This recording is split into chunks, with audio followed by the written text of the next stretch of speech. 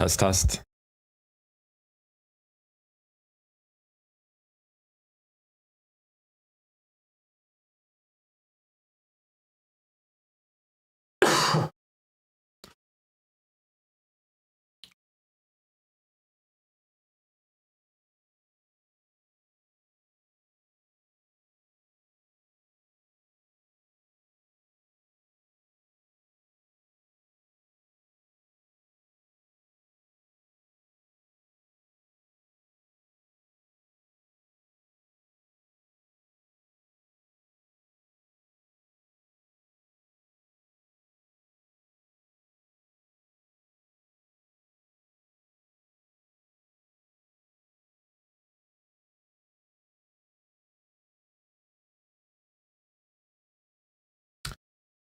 Very welcome, welcome.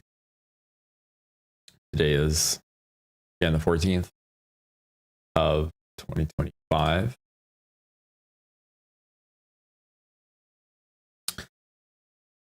Being 8 a.m. right now, we do have news kicking in at 8:30 in half an hour.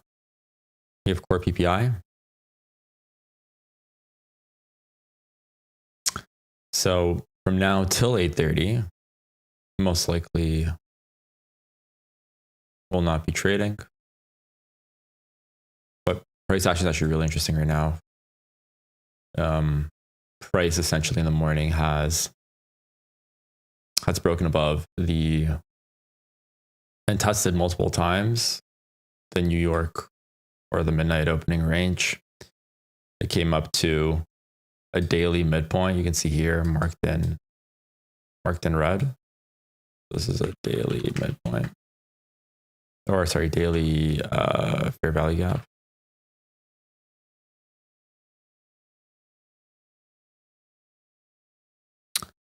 And since 7 a.m., so just looking at the higher time frames here, morning till, this is what I'm seeing. From a daily perspective, we've tagged some liquidity right here, these relative equal lows. Price spiked back up. It created a fair value gap. Price went into this fair value gap today, got just above the midpoint, and then dropped back lower. If price is bearish, the upper half here should remain open, and we should continue going lower regardless of this massive wick here. We do have a lot of sell side below us. I'll be breaking it down on the 1 hour and on the 1 minute. But dropping down to the 1 hour here, you can see here from Monday, we have relative equal lows, a pool of liquidity that I think we're going to be targeting for later on today. I don't want to see price going back up. We've broken the midnight opening range. We've just broken past the NWOG and NDOG of 113 and 114. So all of the support has been broken to the downside, and right now the move is going to be, I think, to the downside. So we got news coming out in a couple of minutes in 29. So my thoughts for today are going to be as follows. Even though that the daily is wicking like that, I do think that we're going to be pushing lower to these equal lows. And there's actually a little small fair value gap here on the daily, and this pool side below us as well, sitting at 309. So from a daily perspective, nice rejection. We're below that new day opening gap of today. And even looking at the 15-minute chart, this again could be we're looking at the overall session. This could have been the Judah, like the power of three manipulation. Like we got the consolidation, the manipulation, and this might be the distribution down to the downside. So pushing back to, or going back to the 1 hour, right after 7 a.m., we do have some relative equal highs here, right? Which are there. Just be cognizant of them. I don't think price is going to go back above the midnight opening gap, which is marked in purple, the midnight opening range, because price, when it did break through it broke through it with speed and conviction. And something like this indicates that price doesn't want to spend time in it. It has a direction to go, and it just pushed right through it. Price came back down. It rejected the midpoint of the new day opening gap, went up higher, broke below it, came back into it, poked above it. And it kind of meandered around on the upper half of the new day opening gap and the new week opening gap as well. And then finally price came to the lower bottom of the new week opening gap, touched the midpoint, and then dropped lower here. I got a lot of lines here, but right here, this one in blue, this is the midpoint of the new week opening gap, and the new day opening gap are the lines in black and red. So what I might do actually,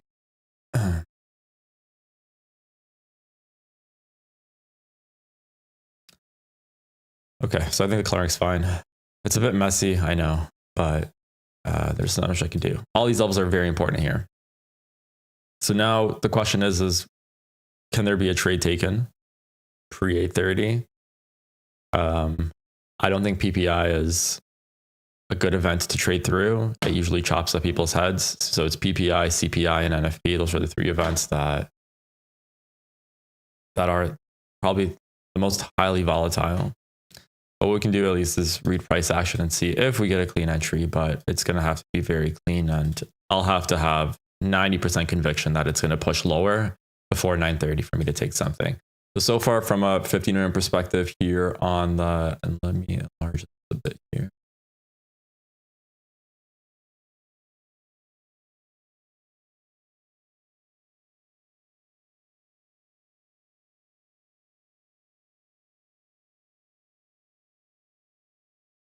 All right, that's better.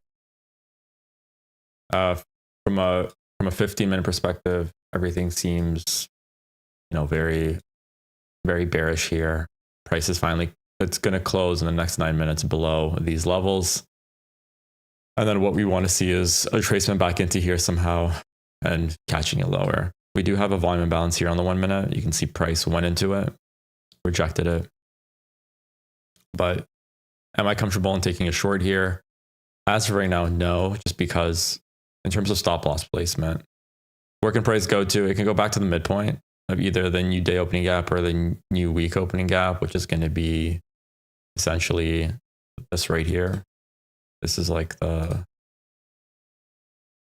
area where price can just pull to, reject again, take out this high, and then start pushing lower. Or it can use this volume imbalance here and this wick as resistance and never push past it. But as of right now, we just have to wait and see what price wants to do. As even for lower targets, it's essentially going to be a pull all the way to the bottom. But the question is how far can it go? One of the levels that I want us to watch at when we are shorting today, and if we manage to catch something, is going to be the midpoint of this wick here. So I'm going to map it here on the 1 hour. This is midpoint of yesterday's daily wick. And by midpoint, I really mean consequent encroachment. There you go. So this is something I'm watching out for. As price can always hit that and then just go higher. If price is bearish, we want to see this level break and then price continue to push down and try and take sell side liquidity, which is resting below us.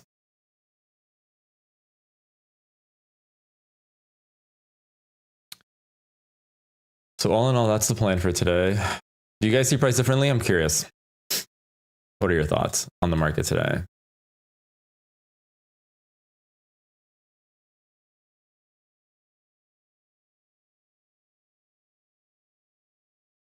Was this a short? Price went into the end dog, rejected it, and price is just pushing lower.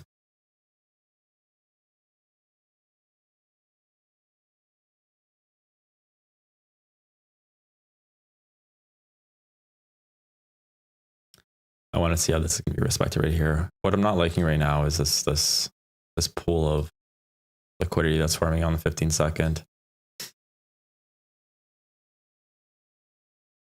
Price were to spike back up into this and then straight back down, I would like that a lot more, but I need to wait for it. Or if the 15-minute decides to push all the way back up, it's going to price essentially from a higher time frame perspective is still going to be sitting in the unwalking on dog. I thought we would go higher first in London. So unsure now. But we did go first higher in London, didn't we? Right? Price went, right? London, we went to the midpoint of the fair value gap and then we dropped.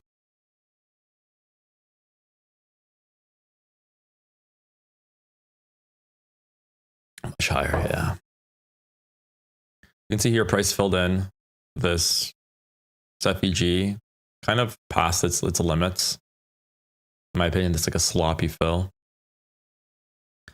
If I see something fill in all the way like this is not bearish sentiment on the 15 second. This is indication that price might actually start pushing higher. So this I'm not in love with, this kind of close here in this fair value gap. Let me mark the fair value gap here. See right now, like you know, it wicked above it. The second candle is still in the upper portions of it. It's indicating that this is a weak fair value gap. Can price still drop from here? It can, but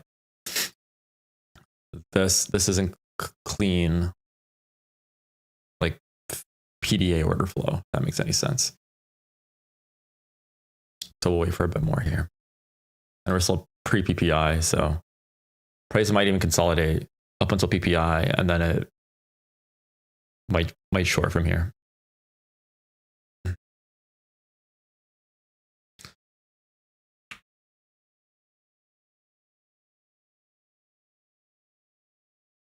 So overall, when it comes to like position sizing, if I take longs, they're going to be smaller. If I take shorts, they're going to be bigger.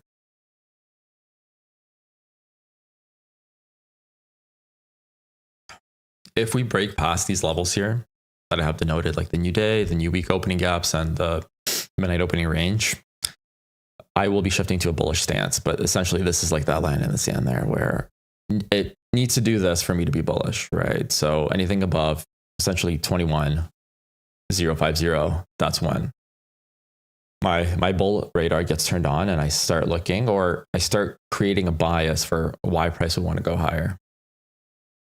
So you can see here, price essentially, like on the 1 minute, it's not really moving right now. It's below these levels, push lower. There's the push.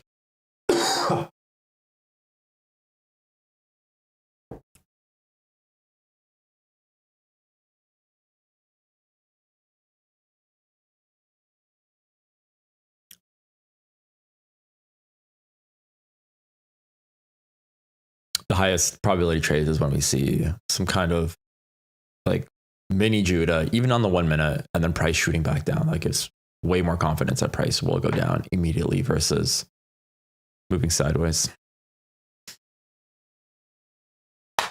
So let's see right now to target, it's a lot. It's 292 pips. Let's quickly map yesterday's open. Let's see where it's at. So we can see in relative what we're trading to. So yesterday's close at 414 was 29.71. And today, right now, we're trading right above it, essentially. So today's RTH cap might be pretty small. We'll see. Price still has an hour and 15 minutes to move away from it. But something that we might see is, let's say PPI kicks in 15 minutes, shoots down. We have a discount open. Price goes up to the midpoint and then drops lower and starts hitting targets. That would be, I think, perfect price action. Oh my gosh, Sergio. That's actually really nice profits. 37 in 4 days. That's how they get you. So you gave away, because your drawdown must have been really big. I'd probably say you did what? Like 12K per account.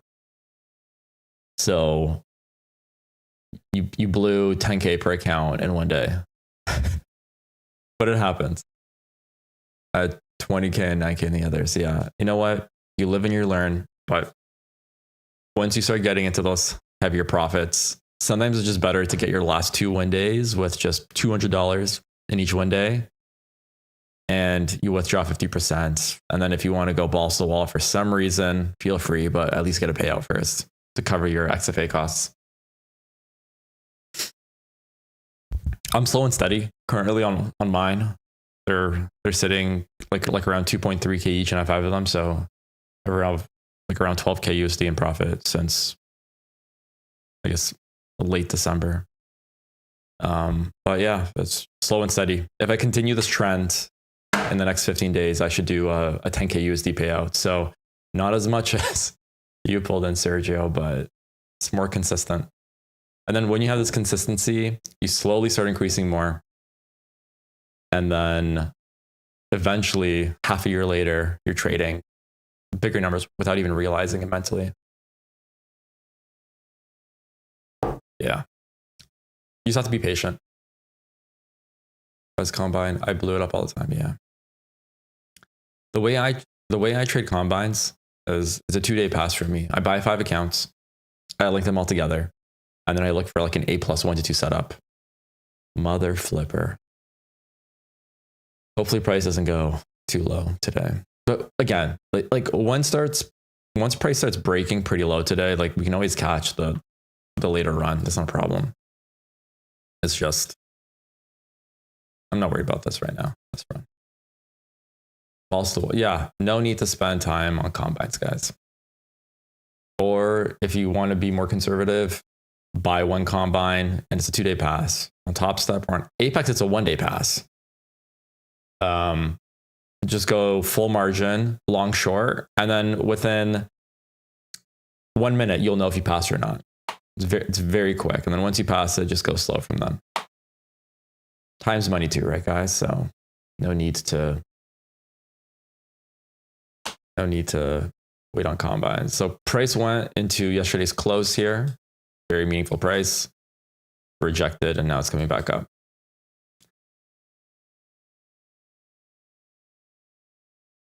What I might want to see at PPI is this right here. I really hope it doesn't just drop lower. I want it to first spike up price, touch this, and then rapidly spike down. Like this kind of price action.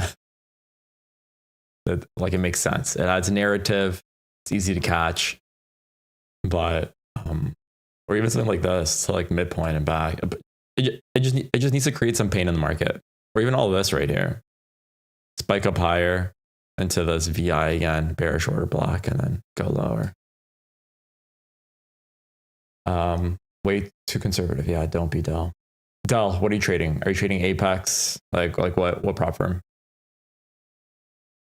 A lot of people don't want to spend a ton of money on Combines or evals, but really you're spending much time on it, taking it slow and make you impatient when you get funded. Yeah, 100% agreed there.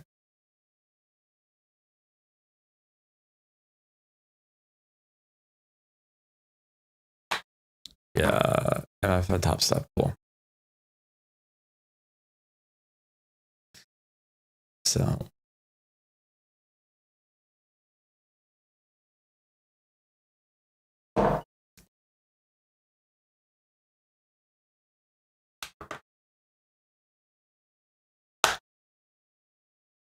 So right now, guys, prices it's slowly moving down, but right now it's just waiting for 830. So we're not missing out on too much right now. Even if I entered at this VI right here on the 1 minute, sure, I'd be shitting my pants. Because even with like a break-even stop loss, a high chance that price shoots up on PPI and my stop loss doesn't even get triggered, and I go out on minus 3% or minus 3R. I'm trying to build good habits, but that doesn't work. Yeah, I think that's correct. Building good habits on Combine, but you start losing patience really quickly. And then once you get funded, you start getting more impatient. So I'll probably, I don't know, like when it comes to habits, put on a piece of paper and say, I promise I will only trade 1 to 2 micros once funded, regardless of what I do on Combines. And as long as you stick to that like sticky note, like mind over matter, I think you should be fine. I think like a lot of people are like you should build good habits, build your combines nice and slow, but I disagree with that.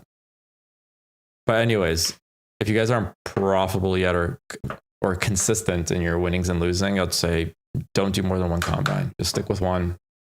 Because when you start blowing more than one, it really hurts.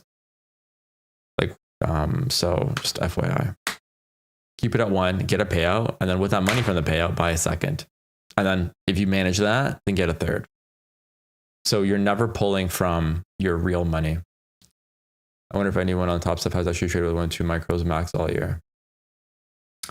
Yeah. Micros, yeah, that's tough.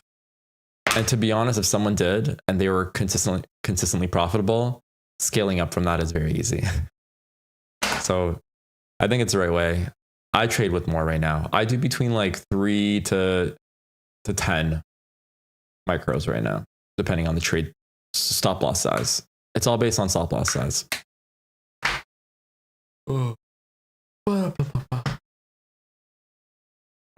at the end of the day, guys, I don't know how long prop firms are going to be around for too. So always keep in mind that in a very safe way, try to pull out as much as possible.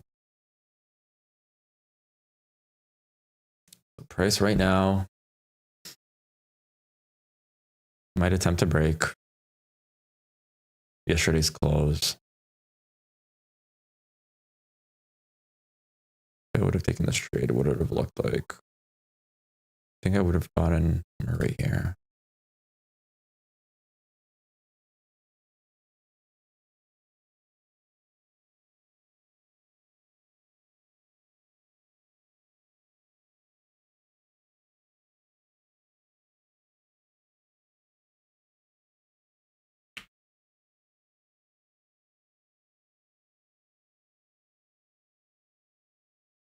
So we'll see trades go without us all the time.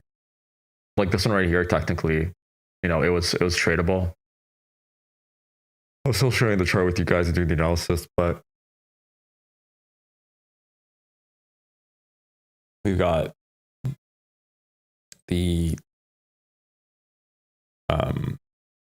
better times to trade ahead of us. So we shouldn't be too worried about this little small mini run from the low of the end to yesterday's opening, which is 17 bars or 20 points.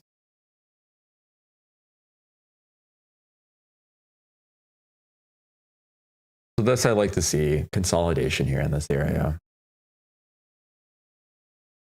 It did take out the low from 723. So I am hoping. So remember, this level right here is something I don't want broken, or I want price to quit. Like if it does break above it, I wanted to shoot right below it. It's the consequent encroachment of these new day and new week opening gaps. So this is something that I'm watching out for. And then if we position ourselves below this with stop losses above it, should be good. On the 15-minute, the first candle closed from the open of today at 6 p.m. below the new week opening gaps. So that's good. 5 minutes looking good as well. So the green lights are turning on for shorts, but we just got to wait for news to see what news will do. News might completely mess the whole bias up, but let's have a look and see.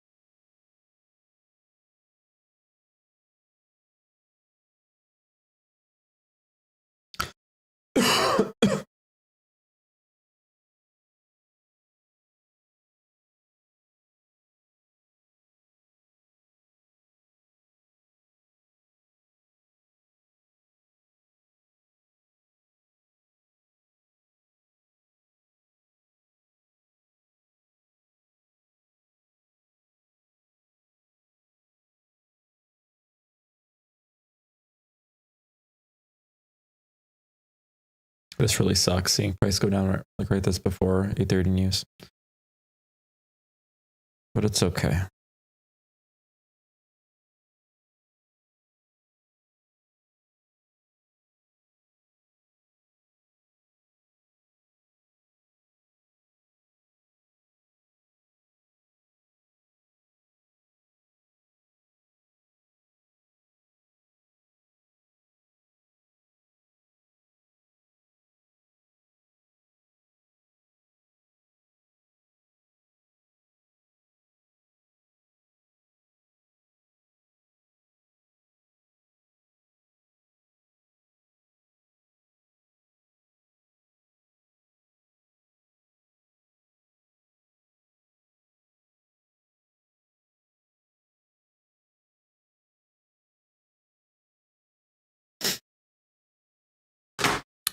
The fireworks are already happening.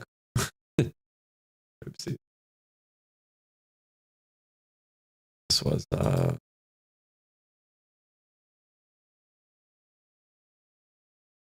is what it is. But you know what? It's this is not bad. This is fine.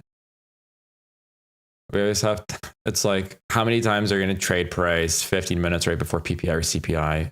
Almost never. So even though that it ran 45 pips, that's whatever.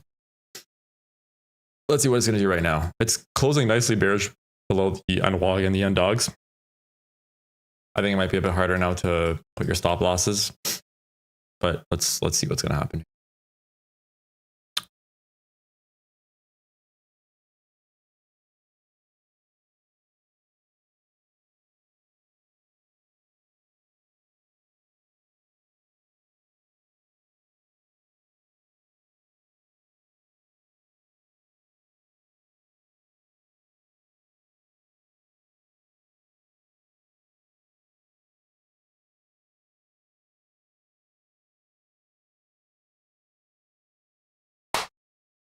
Let's just hope that price. Okay, so what can happen at the 8:30 news? Let's try to map possible scenarios here. We've got 15-minute SIBI here that's been untraded to, which is fine. It can continue dropping, but price can always come back, touch it. We also have the consequent encroachment of this 15-minute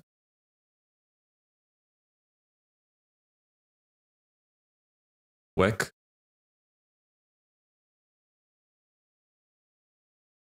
15-minute CE wick.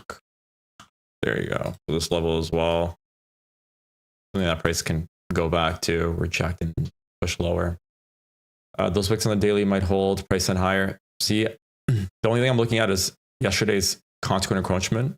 But regardless of the wicks, I'm seeing sell side pools below us. Like there's one wick here that's not really throwing me off. Like we did take sell side, price went back up. It felt some inefficiency on the daily, and now it's pushing back lower to take out these double lows here. And we just have to monitor the speed. Like price breaks below this, you know, this catch right here of 100 pips, catchable, right? But we can catch something a lot higher. That'd be nicer. And then just kind of get your position to break even or profit once we start hitting the C, see how it reacts, and then continue taking lower. So this is a trade that we hold through the open today. Possibly. But we'll see. We will see. A minute left.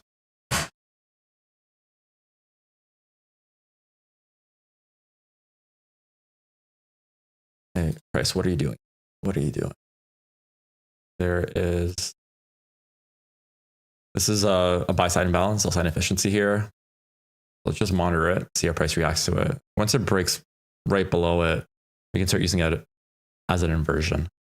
We have a lot of sell side above us, or sorry, buy side above us here.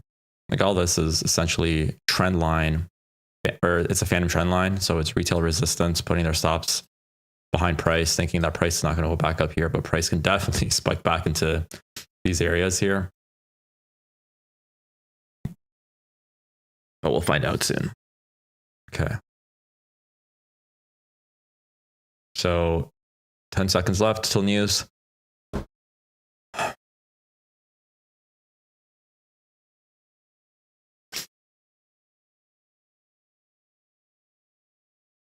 Wow. And everyone got murdered. That was short. Well, see, this event rips face off. So again, even though this short was very nifty and I liked it a lot,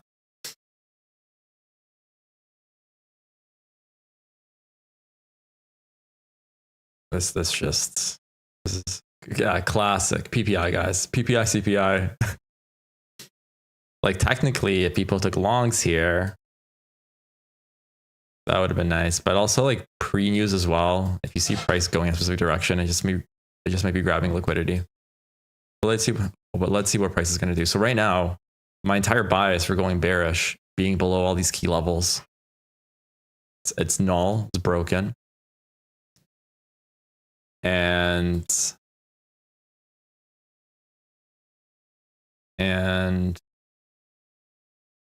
price might now do what?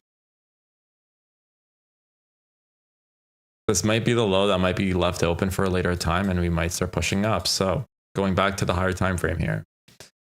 What are we doing right now? We're still pushing into this daily fair value gap. Okay. We're just above the midpoint right now.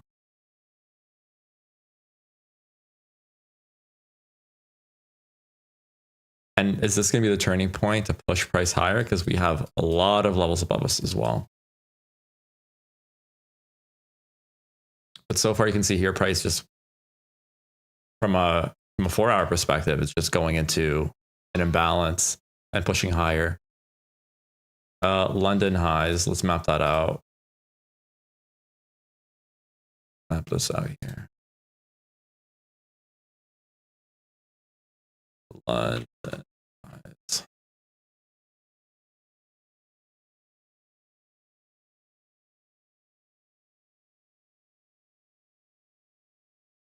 Yeah, it's about to tag it.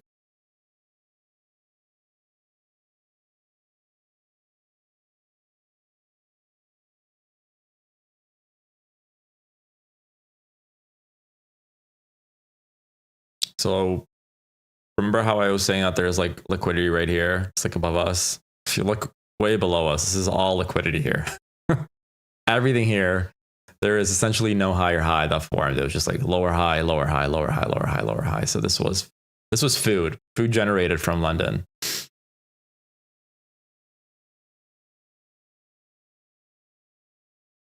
So this is nice. You can see here, look at the liquidity from earlier today. Price is at all-time highs right now. Let's see if it's going to pull back here and how far. A level that I like to see is like 1 standard deviation from the midnight open or even the midnight open range. But this is like after a 180 point price run, are you going to take longs here? No. Can price go to these highs? Most likely. Like I think that's the next move here. It's going to pull back to some level. It might even touch this low here and give an institutional order entry, and it might just pop higher, or it might push lower all the way to a lower amount. But all in all, interesting morning. Oh man, I really like lows today for shorts. Okay, so Del, what's most likely going to happen there? And if you back test it, you'll see it. But price essentially goes up and then it goes down, and then you're in 2 losing positions. It's going to hit stop loss 1 and then stop loss 2. And you're down -2 plus slippage. So let's say -3 or -4 RR. It works sometimes, but that's gambling. If you're looking for trading to be something that's going to replace your current income, if you're working, I don't think that's the approach you want to take. Take buys and sells, and whatever price does for you to profit off that. Some people expose prop firms, and what they do is they buy account 1 on prop firm A and account 2 on prop firm B, and then right before NFP, they long short, and hopefully it wicks in one way. But the issue with that is sometimes prop firms see that and they say this is not sustainable trading. This is bullshit. 95% of all of your profits came from one trade and we're not going to give you a payout. And you can't dispute that. So this is, yeah, not recommended. Like Apex will not pay you out, unfortunately. They'll say, no, man, you gambled. Yeah, hedge. Yeah, if they ever find out that you're hedging like that, yeah, you're banned too. So the best way to do it is to wait for high probability entries, enter on those trades, and make profit. And then once you do that consistently, you feel better. You start risking more. You have more prop firms, more connected accounts. And then that's when you start making the big bucks. The big bucks. Today, XRP is going up, boys. 257, baby. Look at this. ICT concepts on the daily. Fair value gap, price went in it, pushed into a bullish order block, and price is pushing higher. We got relative equal highs here on XRP. So this is going to be, in my opinion, the next round liquidity right there. Right? Price failed to push below the $2 mark here. Right? And just look at like what the bodies and wicks did, right? They hadn't had a chance really to fill in the candle completely. The wicks did, but not the bodies. So let's see if XRP is going to hit $2.90. If that court case ruling goes through, if the SEC drops their case against XRP tomorrow on the 15th, and Trump goes into office 6 days later, I don't know, guys. XRP to the moon. But all in all, look at that. Price is right now retracing to a level. I'm liking these relative equal highs here. Like this is nice. Okay. But at the same time, looking at the daily, like we're still trading into that SIBI. This could have been just the Judah. I don't know. But as long as we're above these levels and I see rejections from them and like a market structure shift, it might be a possible long for the morning session. But the negative here is, it's this right here. It's this daily fair value gap. But I am liking, right here we got quad tops. Okay, this is all liquidity here. So right now I'm leaning more bullish than bearish.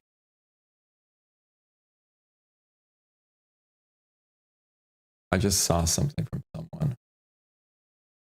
Yeah, maybe that's the Discord chat. Okay. If you guys want to post screenshots, you guys can do that in the trading chat on the Discord. I don't think you can post screenshots here on the YouTube chat. The price is pushing into this news candle. Let's see what it's going to do. Okay, so right now it's pushing into, what it's pushing into? Pushing into, the 5 minute looks very bullish still. The 15 minute, like it's definitely wicking, but it touched the high of the range here.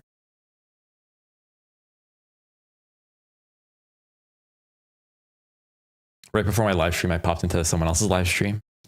They don't have a lot of followers, just under 2,000. And holy shit, I hated how they were trading. They were using the DOM, like that very messy indicator, and they were essentially scalping random positions, and they were hitting negatives like 3 in a row. So very cringe, but it was entertaining for me, at least for a couple of minutes before I switched on to my live stream. I won't say who they are.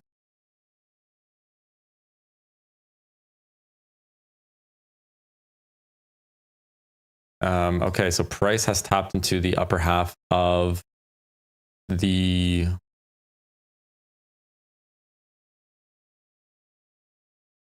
this is the upper half right here. Hold on. If I were to map this up for us, this here is the opening range, or the opening range of midnight right here. So let me change this to purple so we can see it as a reference point. Can I copy this? No, it's locked. Background. There you go. So all of you know what this is. Purple always means one thing, opening range. You know, because midnight's usually purple. So tapped it and it's pushing higher here.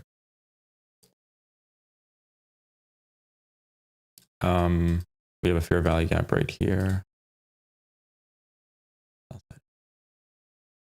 Like, this is enough to go long.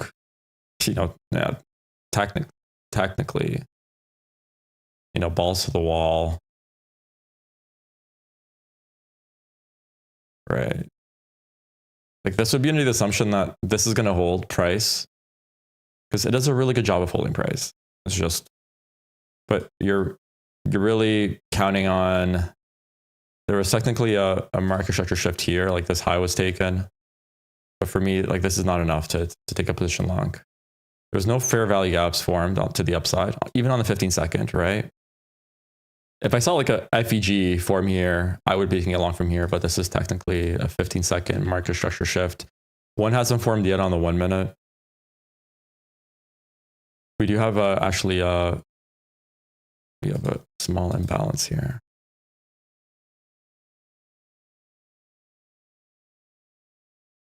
This is an inversion. I wonder if this is going to hold. It didn't. Okay.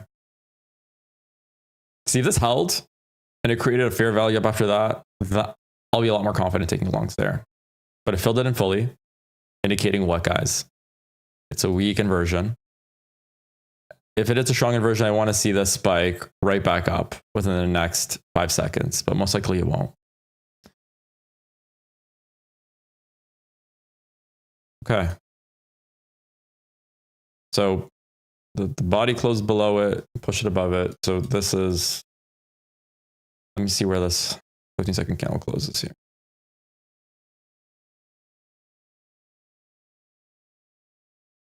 I'm going to take a small long here.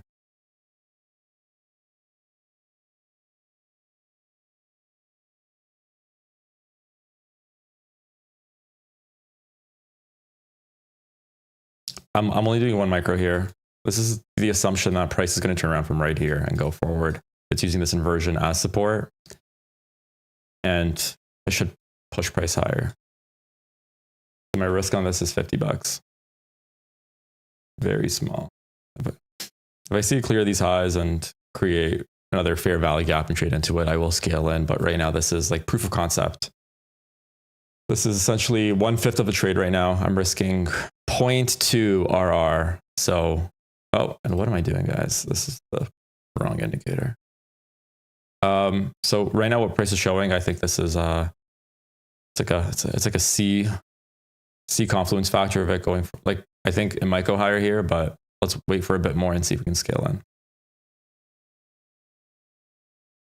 So we have market structure shift. This inversion is holding.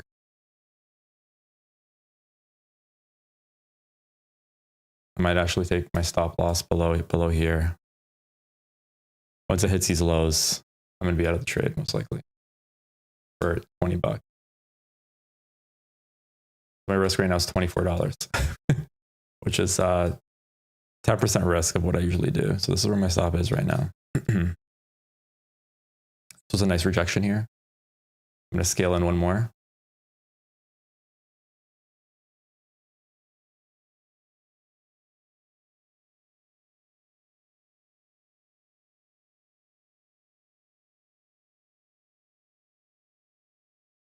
And now I want to see price explode to the upside. If it keeps moving sideways here, it won't be good for the trade. Yep. And I'm out. Oh, I'm still in. Let's see what happens in 4 seconds here. If price is going to hold this bearish push here. Okay. So out for $50. That was, again, hopefully none of you took it. I'll just a low probability trade from my end, risking almost nothing. Wait for the macro. Macros, yeah, in 6 minutes here.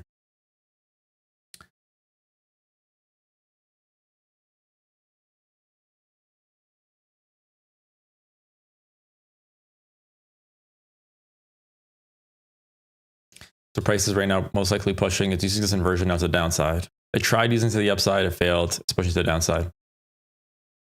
And if you guys will notice, on high probability trades, you'll see me risking a lot. The moment I start risking like a quarter or a fifth of what I usually do, it just means that it's just to see if price is going to do it. low probability, but I'm risking very low as well. So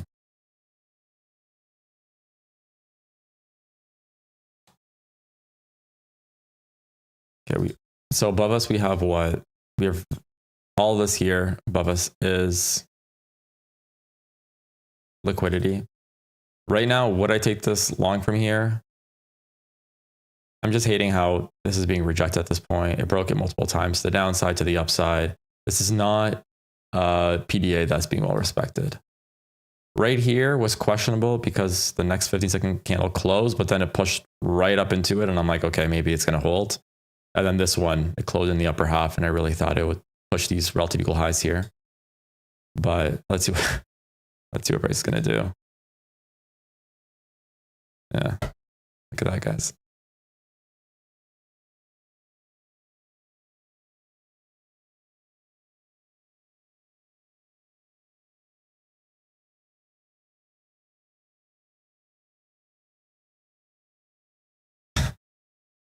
I'm laughing now because over the last 2 weeks, this is a really good representation of how I get stopped out. But let's wait here for a bit more. It went into this one minute SIBI here.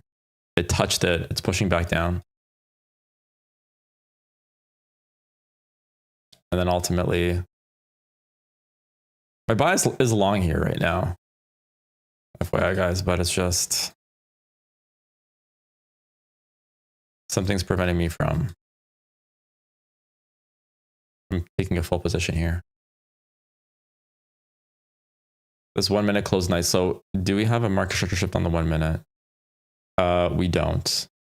The MMS unfortunately will be up here, but that's target. So we're looking at smaller time frames. All in all, this was macro kicking in 3 minutes. Here,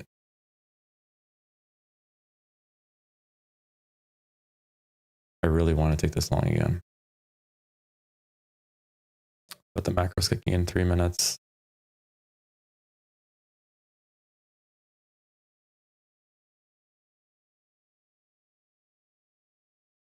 Got a fair value up here on the 1 minute.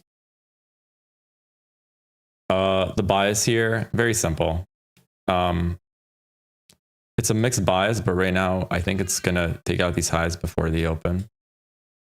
I'm gonna go in one more micro here. 1 sec. My stop loss is gonna be below this level. Okay, a 4-to-1.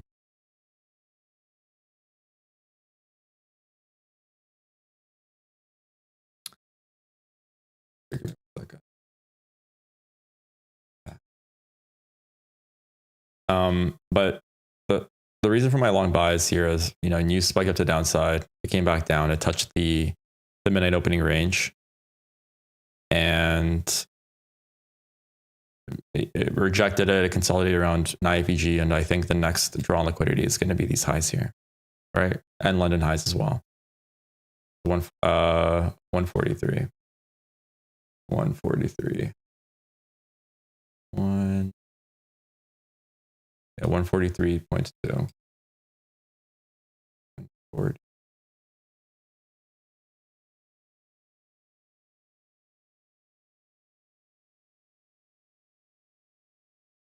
The price has broken the SIBI here to the upside. I think right now there's a 80% chance we will hit these highs and the London highs. If the next 1 minute candle breaks right below this one, then I'm going to see that as rejection and price might head lower. So do watch out for this next candle here on the 1 minute. I only risk one micro here. I'm risking $45 to 100. This first trade threw me off a bit, but this is higher confluence that price, it's tipping its hand and that it wants to go higher, but just be wary of it.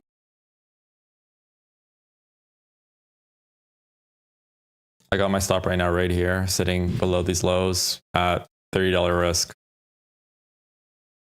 Stop loss. I want to see this fair value gap stay open. I don't want it to close. If it does start closing, it's going to go lower.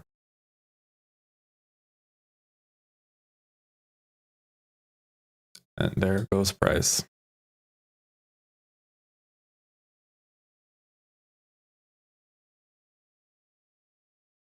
Can I scale in somehow right now?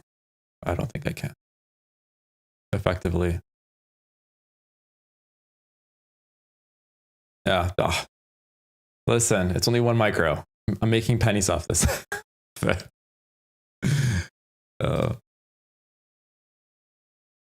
I am making pennies off this. So right now I'm targeting these London highs here. So above this liquid, that did not transpose correctly over.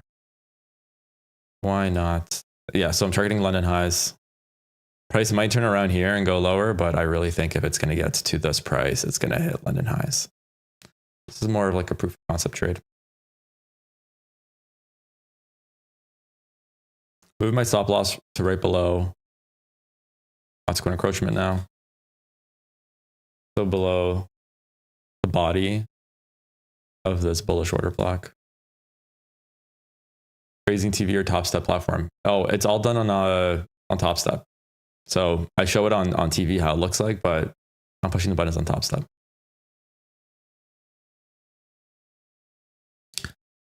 So price, let's look at how it's going to respect this level right here.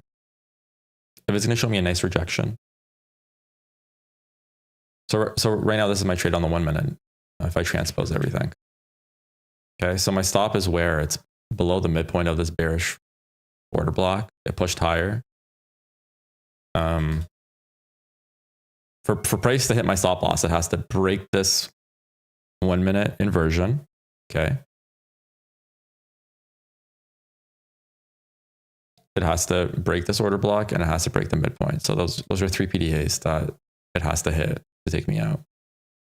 This kind of rejection is good. This is nice. Okay. You can see how nicely price tried to push down into the FEG, came back up. I do want to see it not kind of consolidating here, but just shoot straight up into the target. Bearish macros PO3. So push right below it, and it looks like my stop loss is still sitting below. Like once it breaks this level, I'm out. Believe it or not, I'm still in. Let's see what price is going to want to do here. Going back into this FEG, but trade's over. All right. So for a $30 stop loss, price didn't do what we wanted to do. But all in all, it respected price really nicely. Again, am I surprised that it went down? I am. Price, in my opinion, should have kept going higher and taking out these London highs. Like this is such a huge area of liquidity. This right here is, what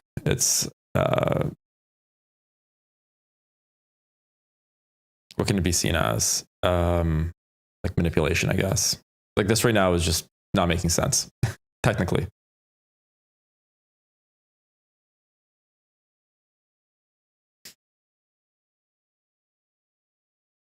AGB.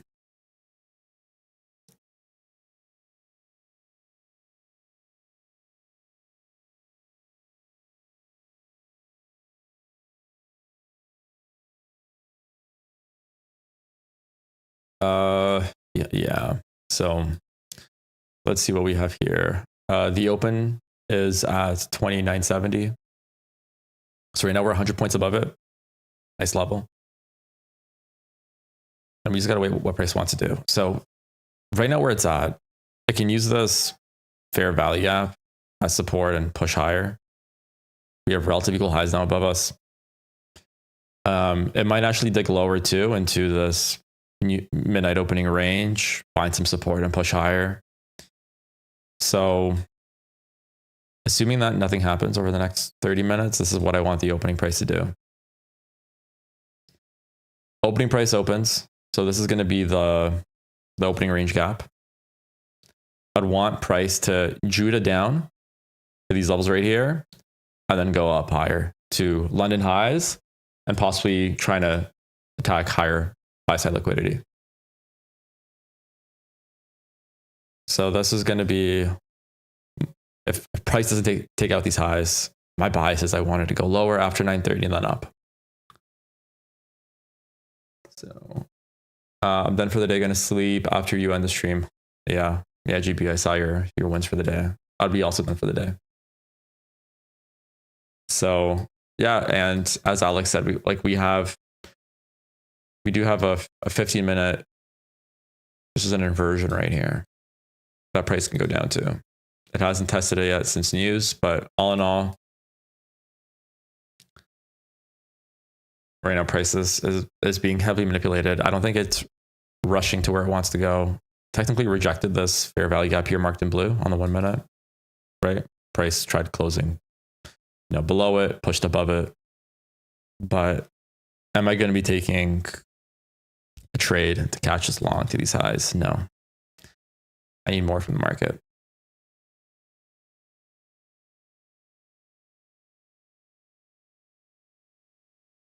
You can see here on the 15-second. Price isn't looking too nifty. Yeah. The price broke below this fair value gap. It might be using it as an inversion to the downside, relative equal lows here. This is probably the next target it wants to hit. So I'm not interested in longs right now.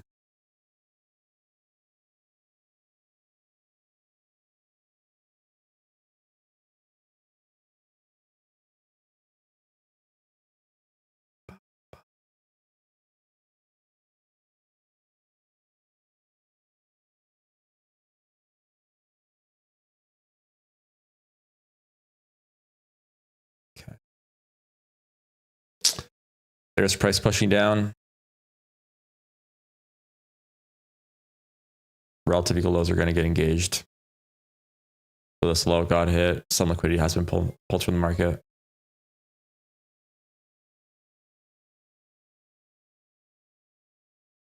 But this is a really nice target for us to hit now. It got even nicer. It was relative equal highs from London highs, but now we got post 7 a.m. highs as a future target. So all is good. And even taking this long here, and me, I wasn't confident in the long. I got up to halfway, but it just dropped right after that. And I think where my stop loss was I think the perfect target. So it's below this price swing at the discount level. And just remember, once 3 PDAs are broken to the downside, your ass is next. So cut your losses short and move on to the next.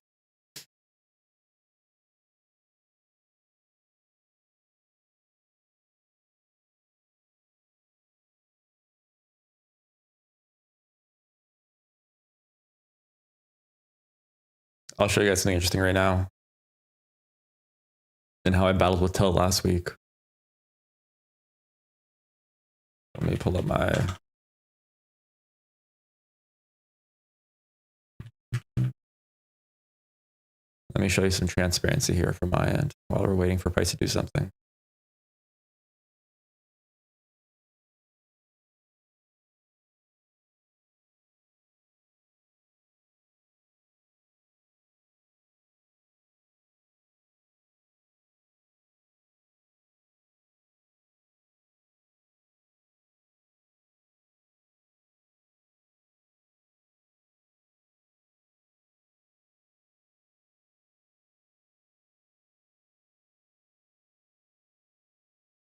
So here's a screenshot of my Top Step, one of my 5 Top Step accounts. This drop right here, this is what I want to share with you guys. This is trading on FOMC day, the Wednesday before NFP. It was a highly manipulated market. I failed in it personally. It was a seek and destroy day. So what's seek and destroy? If you're new to the channel, it essentially takes out highs and lows constantly, like high, low, high, low, high, low. If you know that you're in that market, it's a lot easier to manage the trades, but I didn't know that we're in that market until it's too late. And once I figured it out, I stopped trading, but I was essentially down 1K that day. I took, like, it was ripping me a new a-hole, the market. So the day after that, I was fuming when I left the computer. I was so pissed. I'm like, why did I trade? Once I was down 200, I knew it was tough conditions, but I tried proving myself right. I'm like, I'm better than the market. I can do this. So the day after that was essentially that really short day. And I managed to find a quick scalp in the morning. That was a high prob. It was a clean liquidity grab, MMS reversal, and then a clean target to the upside. And then NFP, I kind of made it back there, where I took, the clean shorts and the clean lines, and I took it back up to profit. And right now I'm kind of sitting at, I think, 2,300 per account.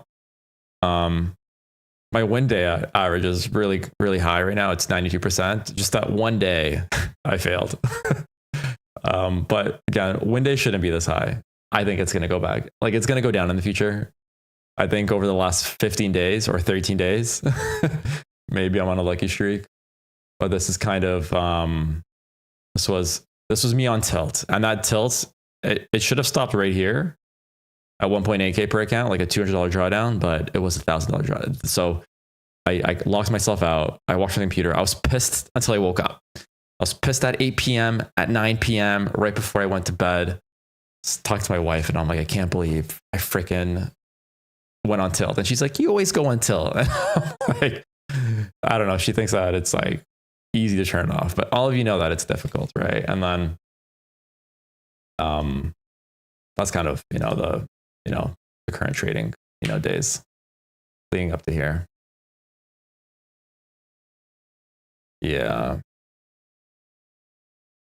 Yeah, exactly. So moving forward, mark my words, guys. And if I say something else, feel free to correct me, but I am not trading on FOMC days. There's no point. I'm not trading on that Wednesday. And if I am, it has to be the cleanest setup of the month. But if it's just like an average B plus setup, I'm not taking it, because most likely it's going to do the exact same thing. I'm going to hit a $200 loss, and then I'm like, I shouldn't have traded on this day. And then you try making it back, which is the stupidest thing you can possibly do. All right. Even myself, after so many years of trading, I'm still plagued by these thoughts. So I'm still a work in progress. And right now my accounts would have been up over 3,000 each, right? Which is what, 16,000 USD altogether. But because of tilt, it took away 5K from my overall gain. So unfortunately, right now I'm just sitting at 12K. Would have been 16, 17, but it is what it is. Slow and steady wins the race. So I kind of understand where you're at. I think what was his name?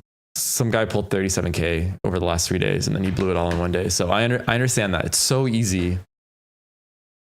And if you look at your past performance, have the zero BS filter. Hey, yeah. They're just like, you're a little bitch for going on tilt. And then you're like, yeah, technically you're right. Like, or they tell you the comment, like, I've been hearing this for like months that you're going on tilt. Why aren't the returns higher in our account? Yeah, so it's good though. It's good. Like, the next time I go on tilt and I do communicate that to my family, they're going to say, well, it's clearly your fault, no one else's. And they're absolutely right. So I think where the majority of us actually fail is just blowing accounts in one day, going on tilt. But it's just about stopping yourself halfway through. And if you're down 500, just say, let me reset, because that is always a better answer. I'll probably say 1 out of 10 times you manage to get out of it within one day. You get lucky on trades, but you've got fear, you've got greed, you've got so many emotions. Once you're down like 2 trades, like 2 RR, like right now I'm down less than 0.5 right now. Because I was just testing the market on what it might do post PPI. I was wrong, and I'm okay with these losses. There's zero emotional impact just because of my trade size. I can see buying NQ from 15-minute INFG. I wonder if other live streamers share their performance over the last, month of trading. Something that you don't see often. Lack of sleep is a huge one. I just find it 10x harder, trade well, and walk away when I need to. Yeah, lack of sleep. Back in the day, I used to trade at 2 a.m. in the morning. I would wake up because I traded Euro USD and Pound USD, known as cable. I would go to sleep at 8 p.m. I'd wake up at 2. I would trade from 2 till 5:30, go to sleep at 5:30, wake up at 7, trade from 7 to 9.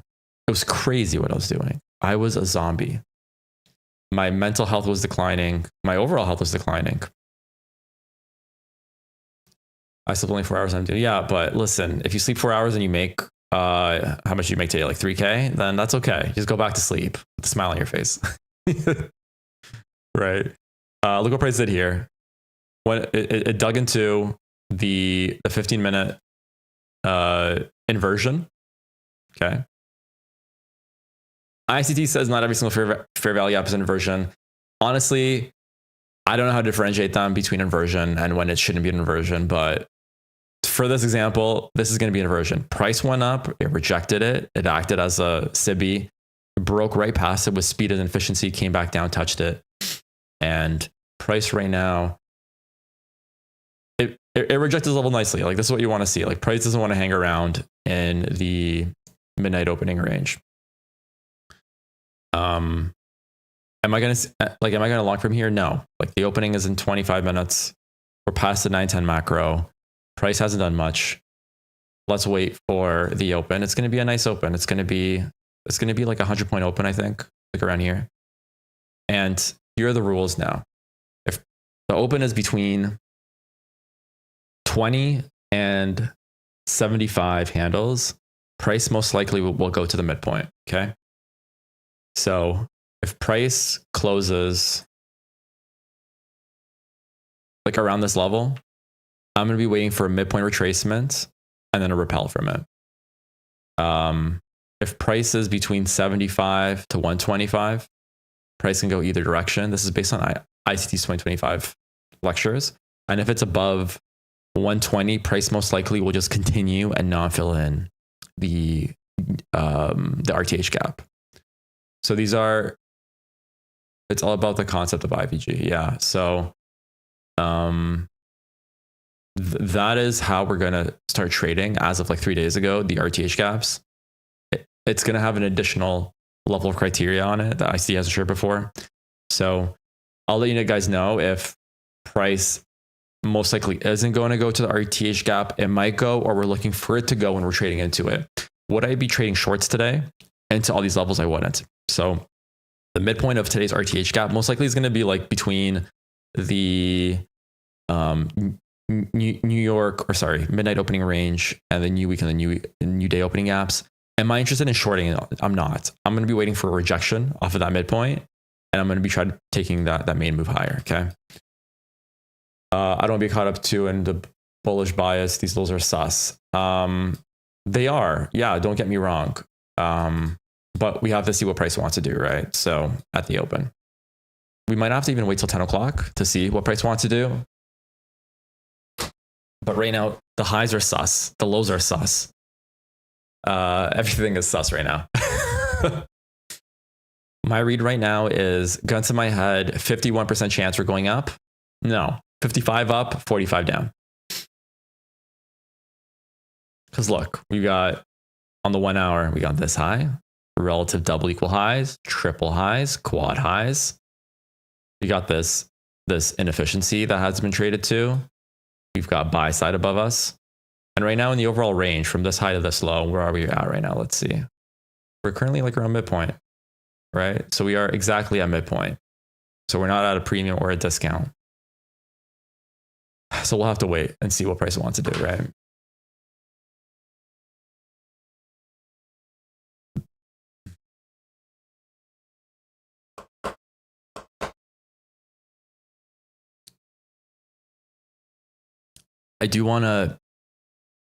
I'm tempted right now with Top Step to do like that 6K, like 50% withdrawal, so 6K.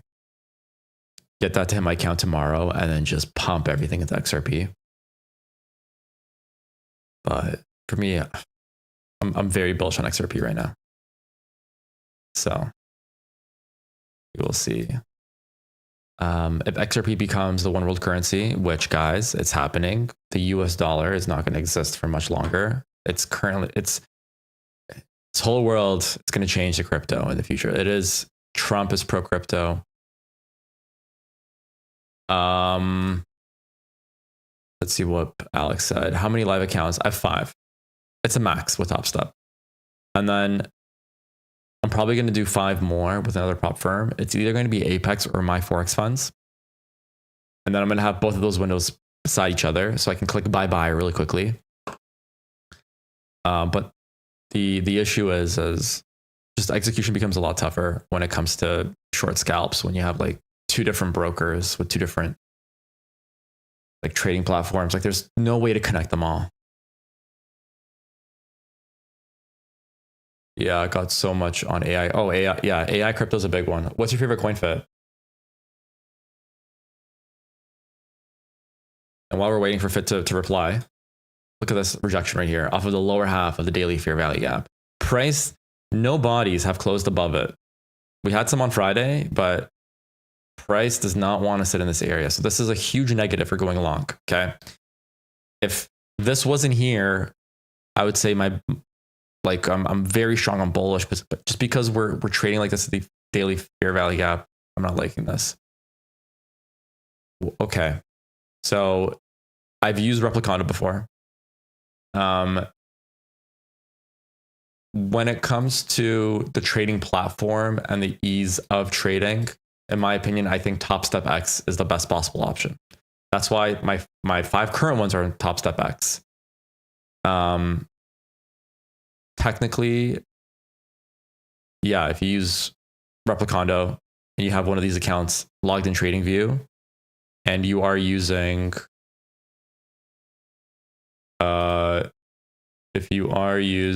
give me one sec here. If you're using Tradeovate, yeah, it can all be copied through Replicando, but Replicando has fucked me royally in the past. Sometimes it doesn't respond well. Sometimes I try closing, it doesn't want to close my positions. Sometimes it double opens them. I don't know if those bugs have been fixed. I did that 4 months ago, but Replicando is very, very finicky. Top Step X is very clean.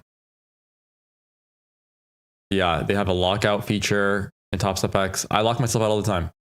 And it really helps. Like yesterday, I locked myself out at noon, and then a couple of the guys in the Discord, they were trading the afternoon session on a Monday with no news, and they got chopped up. I was looking at price action yesterday. This is what they were trading. One sec. This right here. Like this is what some of the guys were trading. And I felt bad for you guys. Like this is called death in consolidation. So it's really good to lock yourself out, and it allows you to focus on other things. You're like, I can't physically trade right now, so let me go spend some time with the family, do some learning, do some work, make some money, etc., etc. Yeah, so just because of that. And I don't think no one here needs more than 5 accounts. I think 5 is more than enough. And if it's not making enough money, then you scale up, right? Instead of 200 risks, 300 risks. And then once your account size starts growing, then you have, start growing your risk there. So like, why would you ever need more than 5 accounts? And then eventually Top Step puts you in a live account. Once they notice that you're never going to blow your Combine or your XFA account, they put you in a live X account where all they do is they put you against real money. So they stop losing money as a firm and they just start making money off you moving forward. And they probably copy trade you as well in the back. So if you put in 1 mini and they see the stats behind you, they might put in 10 minis and just leverage your trades. So they A-book you.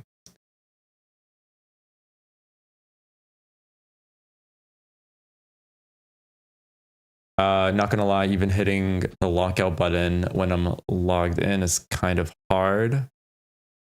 It's like thinking, I'd hold on what I want. Yeah, but remember, like there's high probability and low probability areas of trading, right? So this is nice. I'm liking this a lot. So look what price did right now with the midnight open. It came down to it. It tried pushing below it. Bodies are closing in the third quadrant from the top. Pushed above it, came back below it. Look how these bodies are respecting the midnight open. Oh, something I forgot to map today. The first distribution of fair value gap after 12:30. So it's right here. The first distribution I think is right here. Oh, it's around midpoint. Okay. So I'm not looking at the first fair value gap. but like the first real distribution. So clearly that can be used. So midnight opening range, and let's lock this in. So you can see here how price respects it very nicely, but it's also the midpoint. So it makes sense. See, look at that. Boom, boom, boom. All that rejection.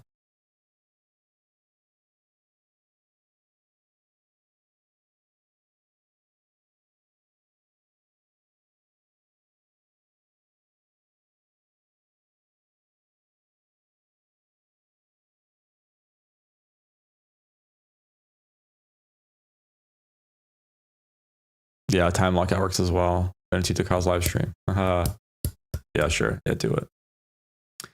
All right, we are 15 minutes in. So right now it's a toss. It's 50-50. Once we break these levels to the downside, then I'm team shorts again. Like I'm going to be looking for active shorts. But as of right now,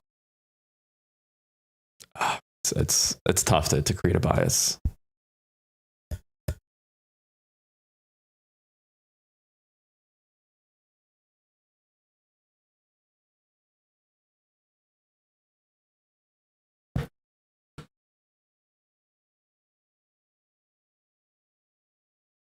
Nice rejection here off of this level here. This could have been the rejection, to be honest. So we're going to be opening up what?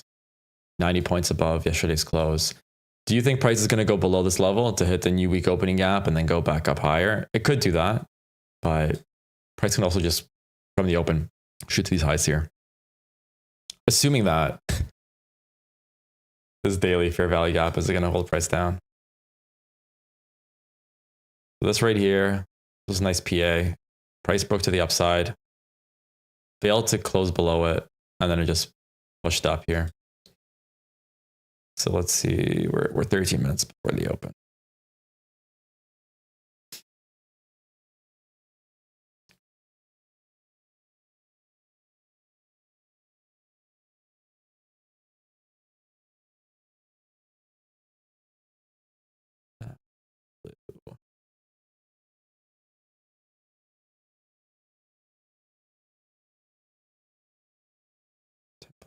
Save as.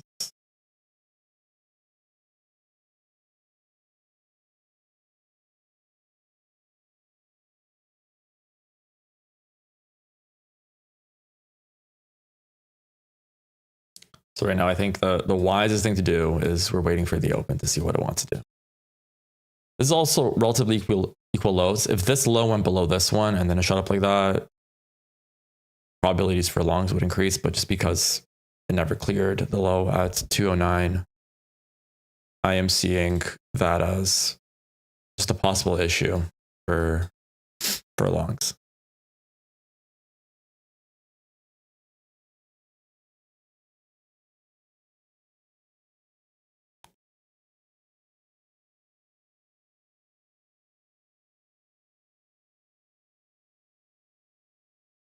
Price can also hit these highs and then drop lower. Yeah. Oh yeah. When you're playing in the middle range, that's the that's the worst area to play in.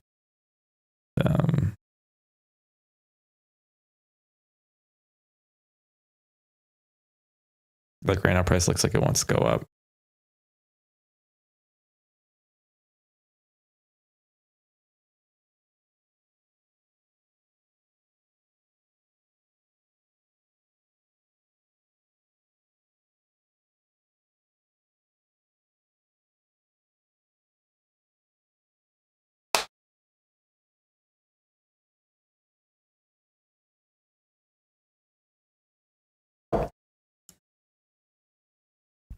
Okay.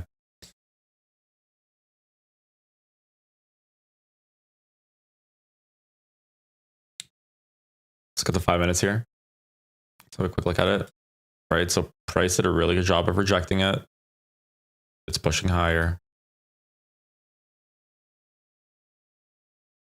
There is a bearish order block right here on the 5 minute. It's going to be pushing into it right now. But all in all, let's see what price wants to do. So remember, waiting for some kind of, the highest probability trades are manipulation or consolidation, manipulation, and then distribution, PO3, as someone mentioned it earlier today.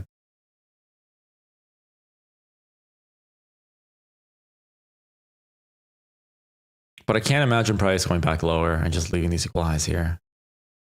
But if there is, this is what ICT says, if there's two highs, there's one above you, one below you.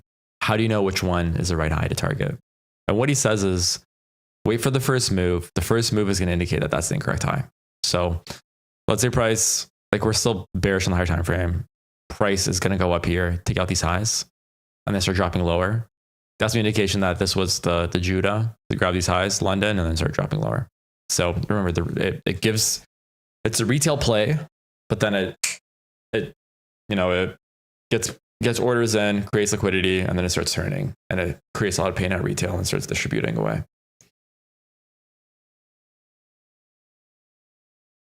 Every single winning trade on this channel, the entire chat's like, it's gonna hit profit. It's gonna hit profit, and those are the trades that usually do hit profit when everyone's confident on it, just because it's so obvious. When you're trading into like, oh, might do this, might do that, 50-50, then that's when you start losing money. Let's see what Fit said. Looks like Fit's back. 29.27. 29.27. Oh, I see it. Could be the play for longs. These recent lows might be, so the issue with this level that you've indicated is, do I think price is going to break the new week, the new day, and the opening night range, and then come back higher once it tags this? I personally think like once we get to this level, it's shorts. That's how I'm at least seeing it fit. Like once price gets below this low, I think the daily FEG did its job in rejecting price. Price never closed above the midpoint, and it's just, we're gonna aim for the sell side here, and these double lows that you see here. That's what I see. I wouldn't see price kind of going back up and then back down. I think it's done its damage. If you would have one funded account, would you wait to have 5, or would you start trading the funded one while doing challenges? You would have had one funded account. Would you wait until you have 5? I would link the challenges to the funded, and I would trade the challenges. You can trade them separately. It's really hard. I've done it in the past where you take a trade on your funded and then you take a trade on your combines. CLN, it really depends how much is $50 to you. If it's like nothing, then I would say trade them separately. If it's a lot, then the best way to do is just connect them up to your main one and trade it with your main funded. So once your funded hits 3K, then you have 4 more funded right behind you. It'll take longer, of course. It's not my method, but that's a way to do it.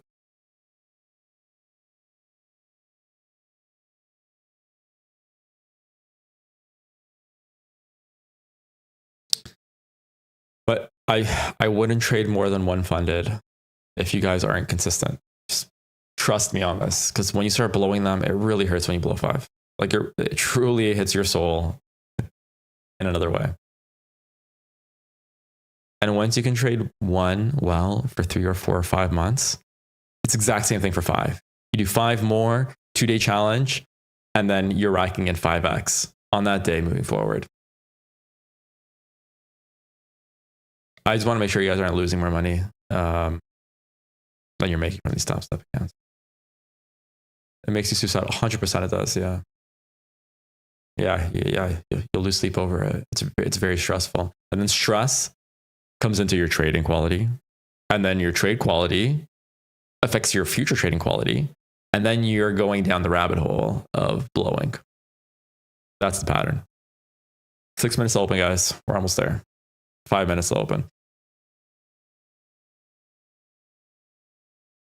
Unfortunate, this little move right here. So most likely, look, we're going to be at 120 pips open. So I think right now, gun to my head, highs are taking first. That might be the actual Judah before we go lower, if we do decide to go lower. But based on these new rules I'm implementing, if we are above 120, let's map it up right now so we know exactly where 120 is. The 120 is going to be right here. Okay.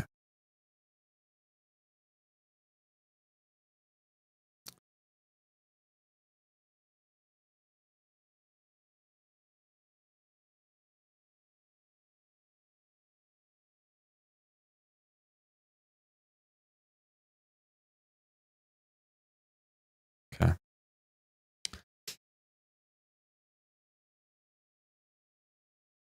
Family as well. Yeah, family, everything. Yeah.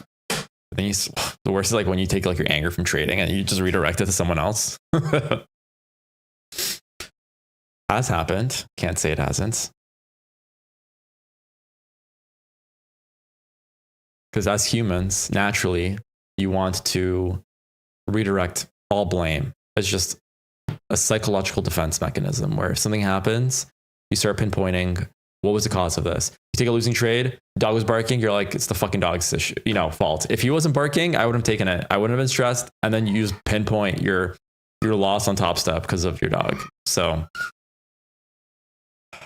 and if you're not calm in trading, then don't even trade. Just watch price, do some live type reading, lock yourself out and say, I'll come back tomorrow. The way we trade, guys, on NQ, it's on the 1 minute and we're 1 minute scalpers essentially. So there's just so many trades. Like even today, right? There was a short here that could have been taken pre 830, high risk, but the confluence factors were there to go short. I was assuming it would drop, but it didn't. Possible long from here. Once this got rejected like this would have been a nice entry, to be honest. I just hated the timing of it, but it went down to first distribution after 12 o'clock. Bodies rejected nicely, pushed above higher after the second run. Did not like these equal relative lows, but price failed to push back lower. Then maybe on this pop right here, take it higher, right? That would have been a sound trade, in my opinion. Small long apex with 1 min Q. Nice. Like right here. How'd you take it, GB? You said 40. So you must have taken it around here. That's my guess. I was sleeping here, but it is what it is. So now we were, but this was a trade here. If I was focused a bit more on the 15 second and how it rejected this level, or if I had the first distribution mapped out, I may have caught it there. If the 15 minute, I see it right there. Okay. So we're opening in a minute and 30 seconds. And my expectation is, so hold on here. Let's make one more point here. So price can do one of two things. If we don't open below this line or above this line, price may go straight up or it might go down and then up. So we'll see. But very bullish opens, price usually tends to shoot in RTH gaps. And over the past month, I shared with you guys when like the RTH cap was like 200, we were waiting for a retracement. And that was the incorrect thing to do. It's price would have just continued to going up. Like when we're trading at all-time highs, we had massive RTH gaps and we just should have traded in the direction of it. But now I know. Now I'm better.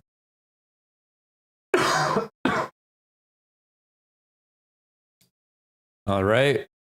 Let's see what we have here today. Opening in 1 minute. 30 seconds.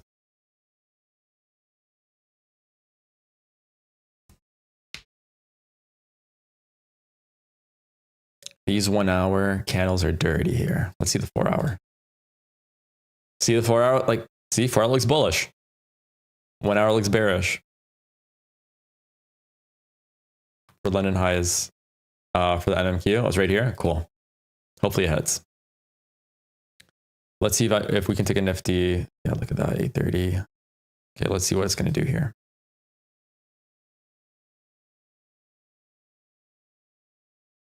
Price is delivering to the downside right now.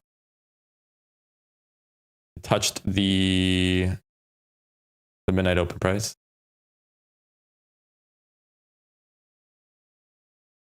So we see price is below 120 point open. So technically we are what? That can go up or down. Again, it's probability wise, not always, but it's just probabilities. Okay, we're waiting for the first fair value gap very soon. And something like this, is it going to continue going down? No, I think it's going to go first up now because this is going to be the Judah. So right now it's touching this midnight open range. It's hitting the first distribution.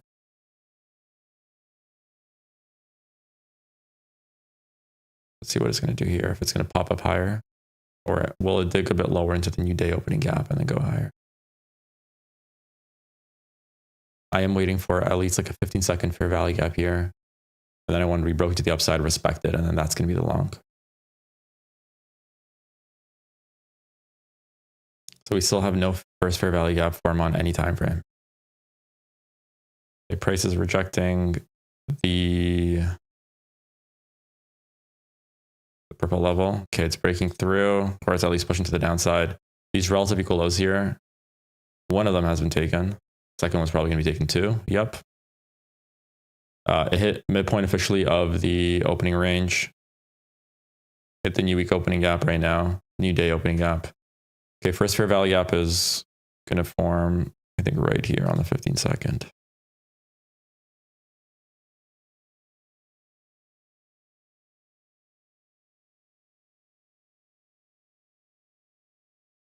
Okay, so that right there is the first fair value gap. It's similar to the first distribution. It's all the same levels here. So this area here is very strong. Once this pops to the upside, I'm going to take a most likely long. But I need to see this break with a fair value up to the upside. If not, I might just continue pushing lower. But I really think that these highs won't be left open. Okay, price is pushing right now into all that confluence. Okay, I'm buying. Or I bought one at least.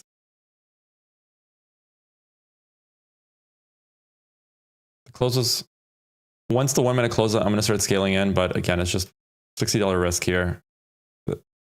This is just like a pre-entry. I need to wait for more though, for me to put in actual position.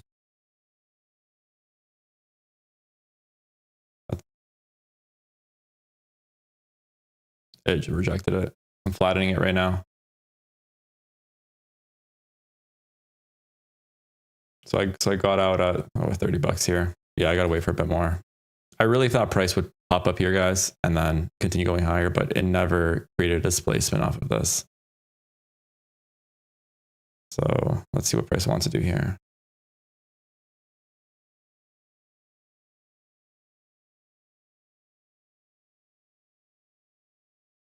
No, I see it. I see it.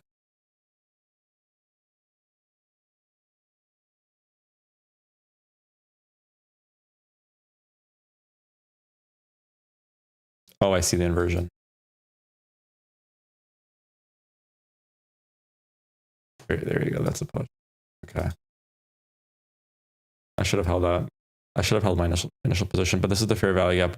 Once it goes into here, I'm going to scale into it a bit more. Come on. Come back lower here. Fill me in.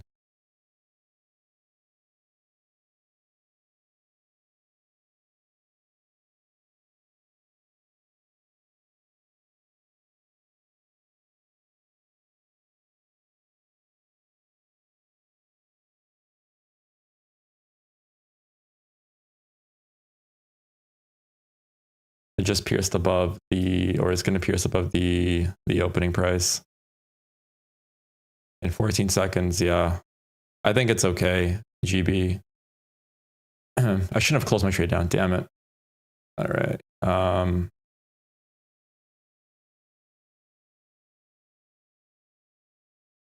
Okay, let's see it kind of come back down here. All right. 2 micros in right now. My stop loss is right here. Sorry, guys.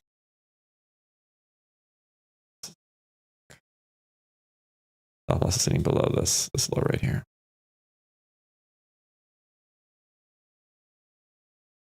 London highs 143. So this I'm liking so far. It's looking really good. If it goes back down below these lows, honestly, surprised. It just has to break so many freaking levels to the downside. But let's see here. This was the Judah, and this is going to be right now the distribution. So we're above the open. We disturbed. Price held really nicely in this area.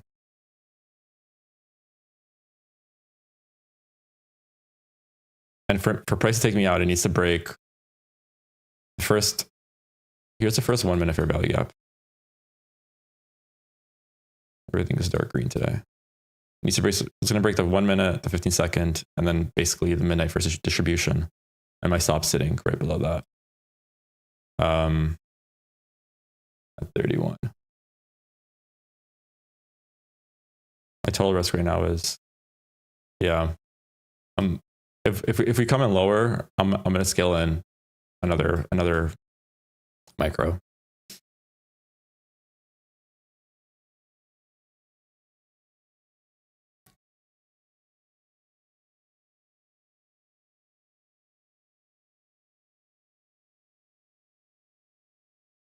Yeah, goodbye price.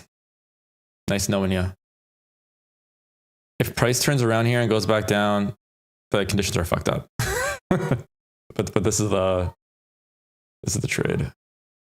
I do want to scale in, but I'm just gonna leave it at this. Whatever, baby steps. Like for me to scale in here, where it is right now, 50% from my entry to my target, I can't even scale in at this point because the risk starts opening up so much at that point. My stop loss is moving up. It's currently sitting below this first fair value gap here at 50. So $300 target for me. Stop loss is right here.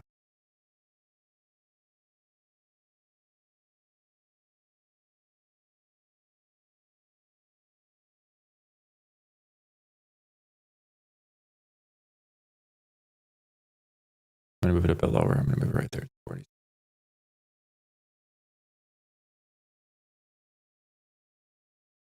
If you guys are taking partials, the first partial can be here.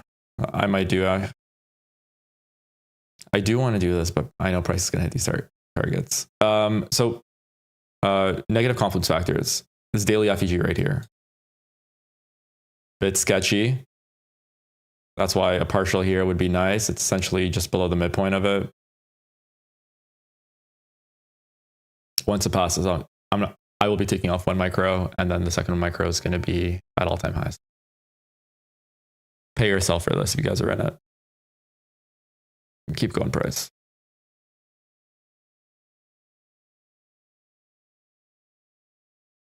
One more tick.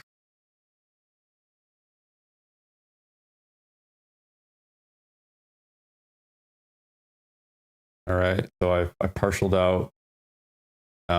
Stops at break even. And right now it's a matter of it's going to hit or not.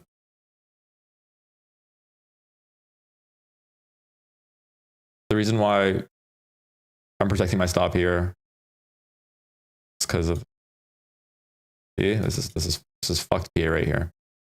That was a crazy rejection.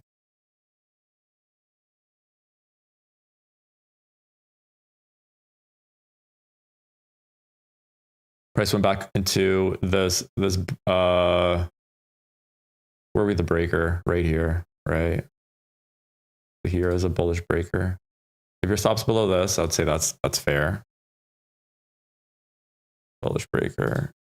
Let's make this light blue. My stop right now is right below this low here.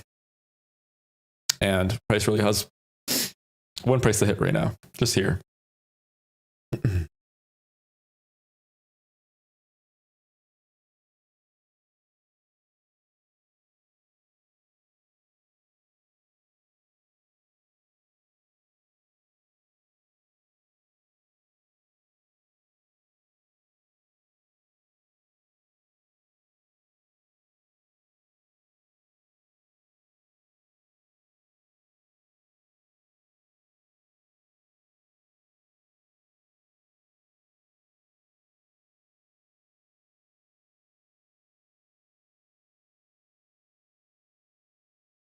I don't want to see price dip below this low right here.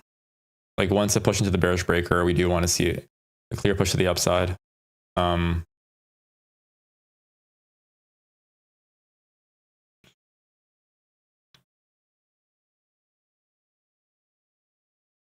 if price plummets from here, would I be surprised? No, because of just the daily fair value gap. Stop loss rate. The cut price slightly higher.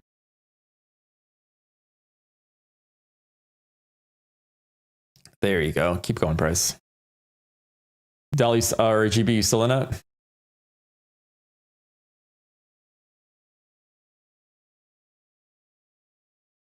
Did anyone catch this? I know it was really quick.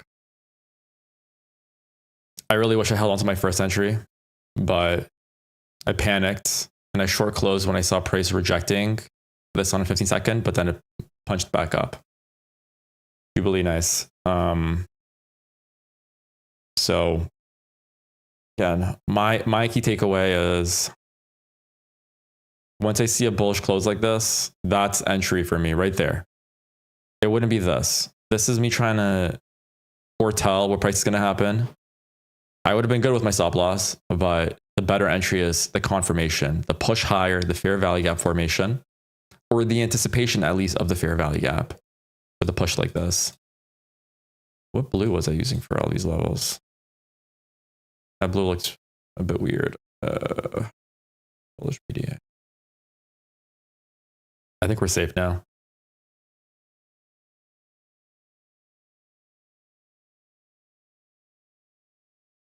I'm leaving my stop loss still here. And it has one of two things to do. It hits London highs.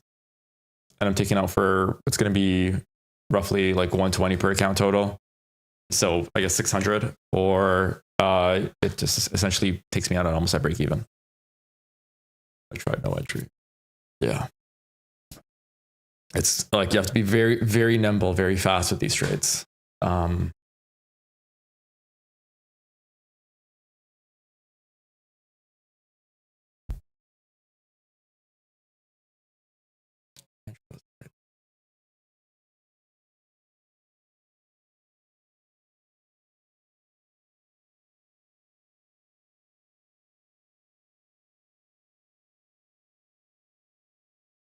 Why is price so bearish right now? It's because of this daily FEG, I think. That's my best guess.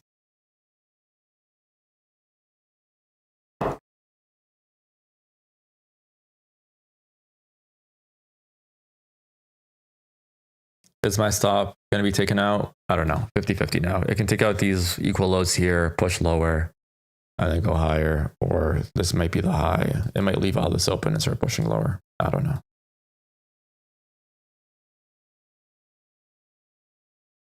But I'm going to be taken out any second now.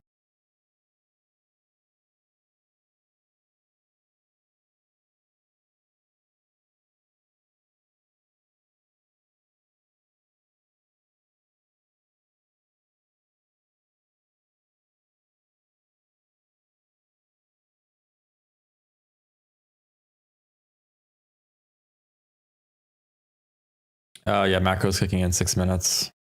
Right now, price, it may be doing an instant rebalance or it might be pushing higher. If this is going to be an instant rebalance, then price is going to push back down. Price will continue lower before it goes higher.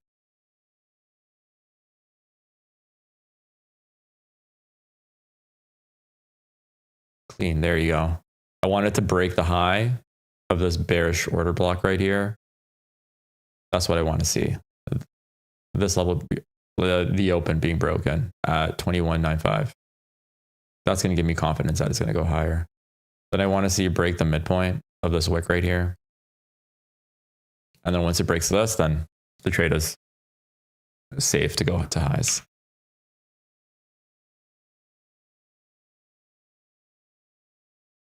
And I'm about to be tagged out here. If price, my stop loss. Okay. Remember what they say, boys. The closest thing to Nirvana is being in a trade at break even. So it's either profits or you break even.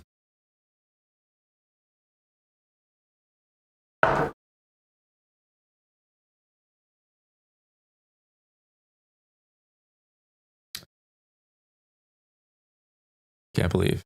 It's literally a quarter of a tick until my stop gets tapped out. So technically, if I was more in profit, my stop loss would be below the breaker. But all right, so I'm out. Unfortunate. Personally, I watch it go up. So that's the trade right there.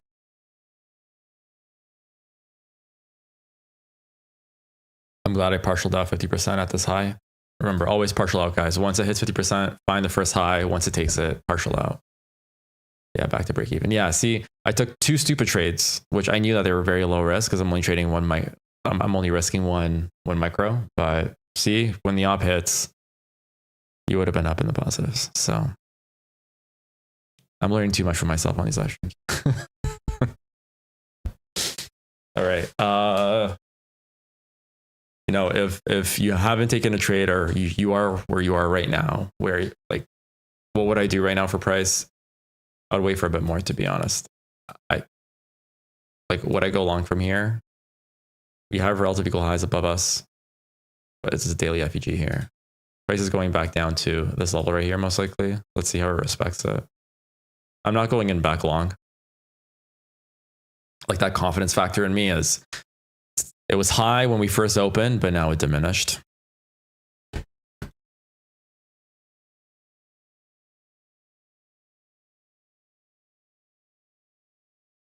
And let's see what price wants to do at this level here. If price breaks this level, guys, and this level right here, do you think it's going to go back up and take out these highs? Or do you think it's going to continue going lower? What are your thoughts? Like, if price were to just do this.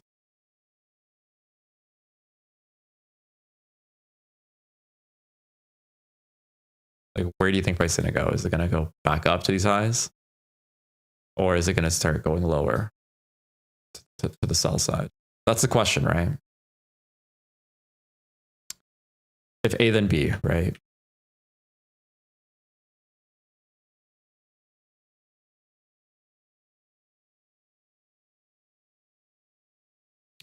So these are the news highs that were never taken.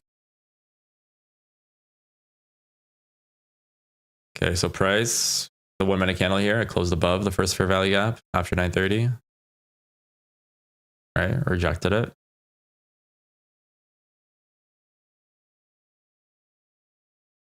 Look, price also went, look, right to that first distribution. Look at that wick right there. It's perfect. First fair value gap, both at midnight and after 930. It was double respected there. Right. It's like price is back up at the open. What can price do here? After a rejection like that, created a fair value gap here. I just don't see longs here. Like after something like this, I'm not interested in longs, but I'm just gonna map it out to see what would happen. Because like it's gonna be like a 2 to 1. They rejected this nicely.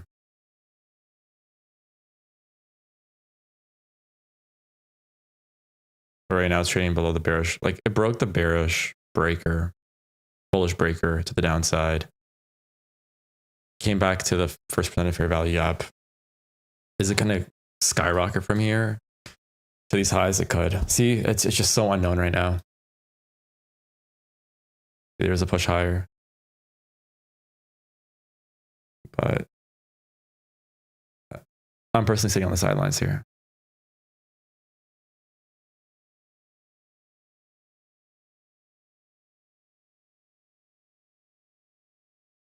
That drop was not nice. Went to the lower half of that first fair value gap. And it might be attempting right now to break this level to the downside.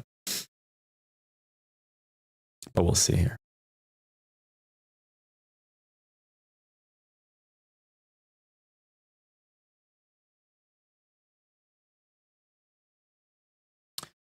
Let's see, where can we, okay, so there's a 5-minute inversion fair value gap that GB pointed out. Right now we're pushing below it. Still 4 minutes to close, a lot of time.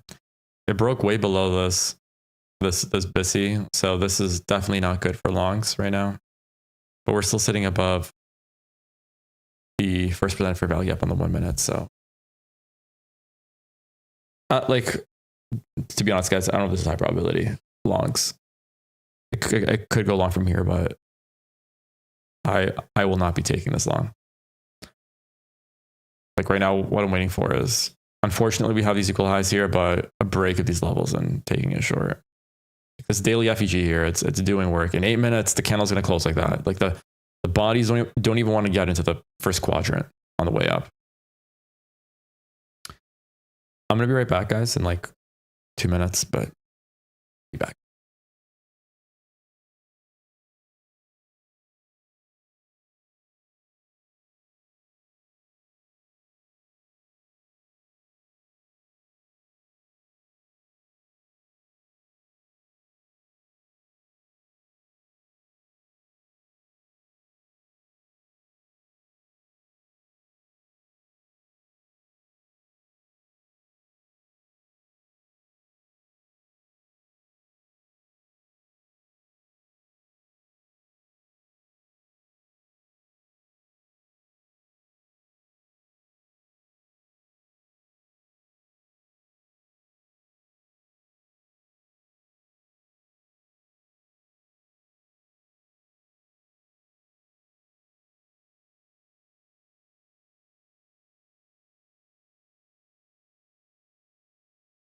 All right, I'm back. Looks like price is using that 15-second fair value gap as a possible inversion. And it's dropping.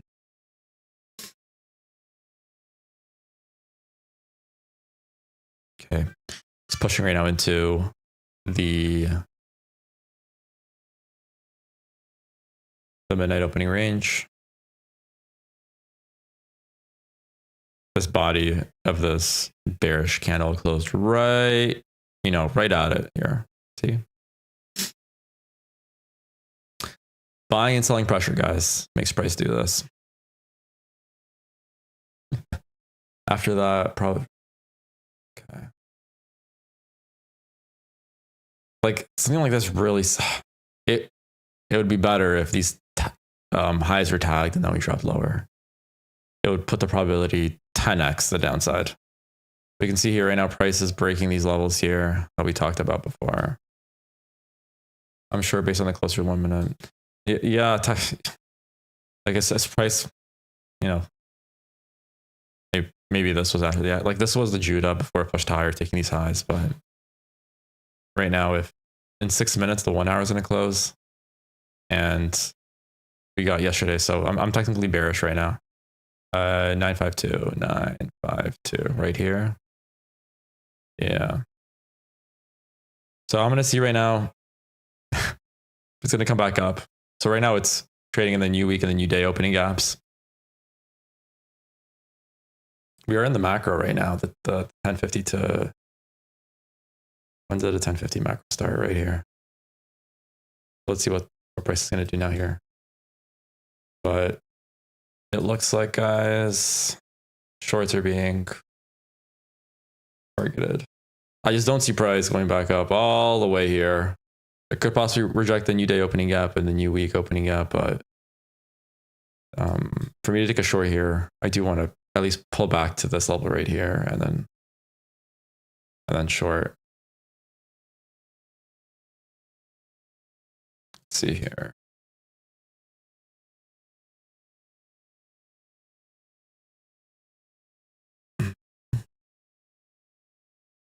Done for the if you're done for the day, that's probably a good thing.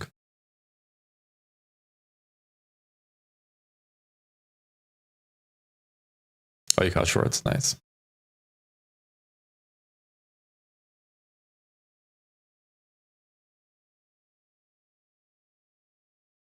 See right here on the 15-second how price rejected the 15-second first for value gap, the downside, traded into this, gave us an institutional entry drill and dropped lower. Right now, it pushed into the end dog and the end wog. It's rejecting it.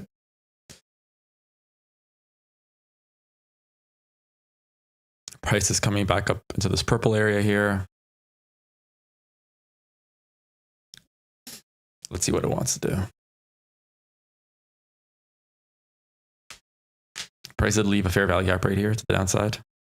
It's a good thing, indicating bearish pressure. Right. Yeah, there's an IPG right here that I might use to pump higher. We'll see. And it's dropping lower. Let's see here. Price is trading into the midpoint of the NDUG and the NWOG right here. So these are the two midpoints here.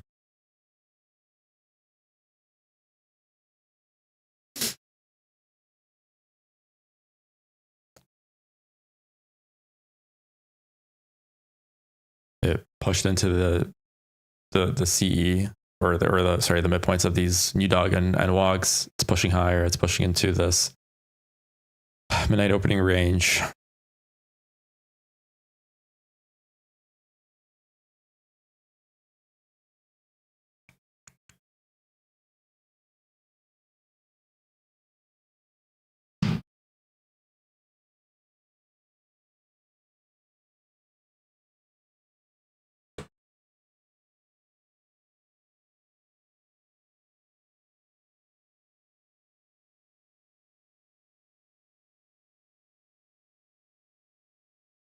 So we got a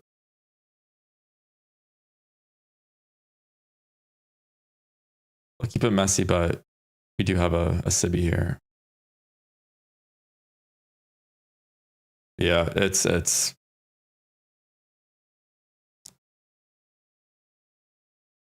price is interesting.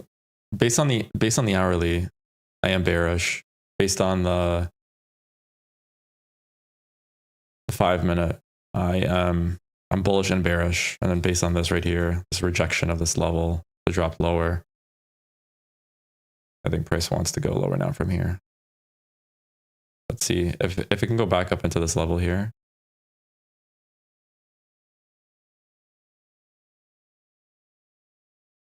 I might take a 1 micro short and just hold it for the rest of the day. But we'll see. I'm just not. It's my confidence in here for holding this. This was a run already to the downside, 140 pips.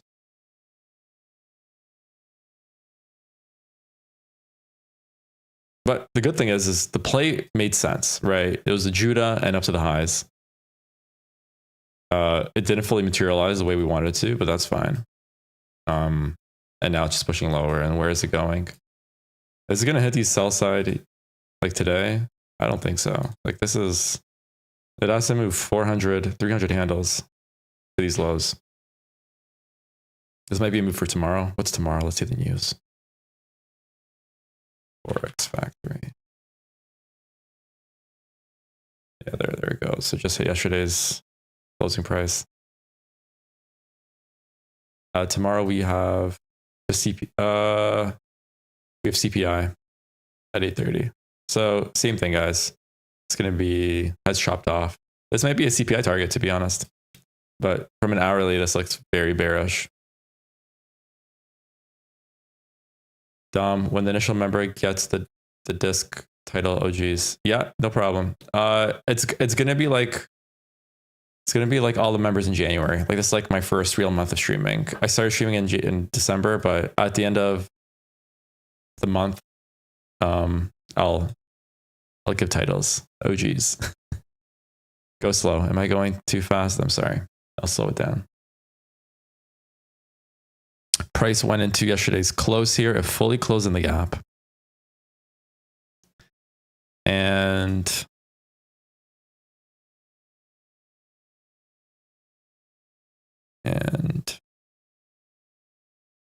time is it right now? 10 o'clock, guys.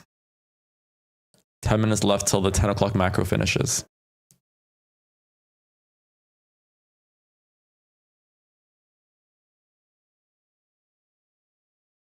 A possible short would have been right here, but I just didn't have it in me to short.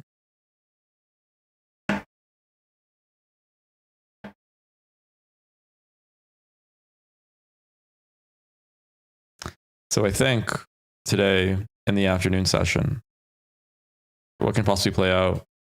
Manipulation, grabbing these highs. Price can continue going lower or even tag these lows today.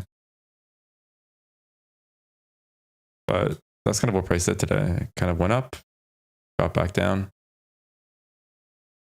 The wick here is a gap. It can go to midpoint of the gap.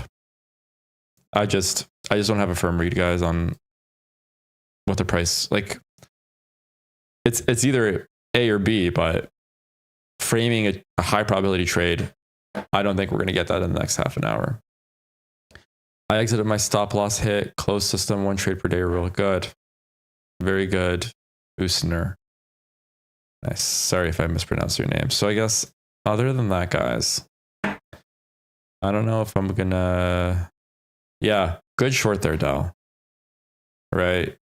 Like right there, like after that rejection to the downside, that is indication that price may be pushing lower. And it did. It hit the low of the RTH gap. It fully filled it in. And yeah, do I see price going up from here? Yeah. Do I see it going up to this level and going back lower? Yeah. So, and more. Yeah, but I won't remember that. By tomorrow, I'll forget. No disrespect. It's just me and names don't go well together. So I guess let's get price like 10 more minutes and then we'll close down the stream. Let's see. Oh, awesome. My followers made between $0 to $6. Nice. Today I made 20 bucks. I have enough to buy Wendy's and McDonald's. Not even, because Top Step keeps 50%. So maybe a small meal at Wendy's I can afford today off my gains. And that's a win, guys.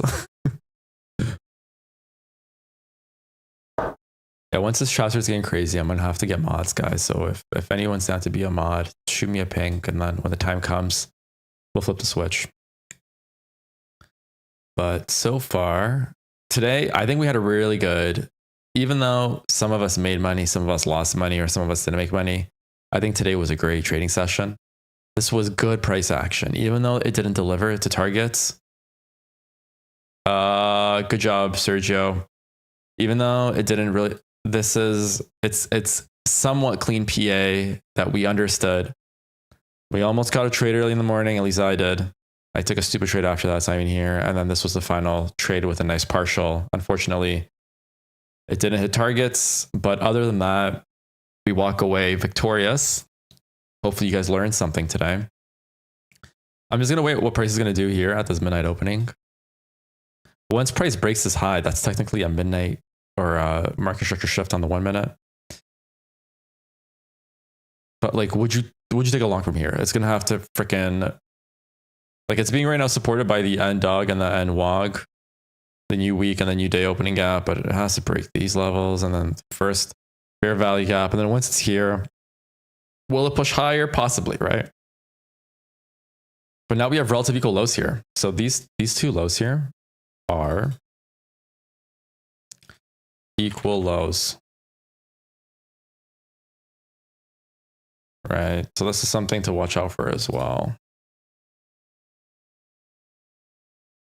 Yeah, Sergio, man. Sergio, bring in the money, man. Do you wait for the candle to close for MMS? Technically, based on ICT, it doesn't have to close. It just has to break this price right here, the opening. So this is the MMS. It already happened. Is it higher confluence when it closes? Yes, but the first stage of MMS is the break of the high of the body. Okay. And it's not the wick, it's the body. And this is clearly said in the 2024 mentorship. So if you guys want to challenge me on that, feel free. I'm keeping my stance open. But just because it does an MMS, does that mean it's going to go to the upside? No, right? We're looking for like high probability shifts, right? So this one's shifting into the midnight range. It's going to be freaking breaking through the 1 minute fair value gap, first fair value gap. It perfectly bounced off of the 15-minute fair value gap from Jan the 13th. Jan the 13th. Yeah. Wherever that fair value gap, I believe you. It probably did. Yeah. Well, once you pass, you better lock yourself out of your combines. And then it looks like, let's see what price wants to do here. Hey, question for you guys. Is this messy for you? All these lines and everything? Is this making sense here on my charts? I just want to make sure that like you guys are looking at this and you're like, oh, it's too much. But I am drawing out half of these real time with you. Like these are the most key important levels. I'm not drawing out every single fair value gap. It's just like the key ones here to watch out for.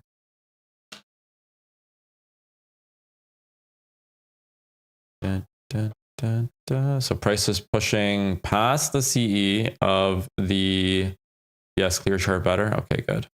I trade on a 49-inch monitor. So right now what you're seeing is like a third of my monitor. Highly recommend getting 49-inch monitors. That's, I think, the trading setup. It's like a small TV in front of you. Okay, so price is pushing right now above the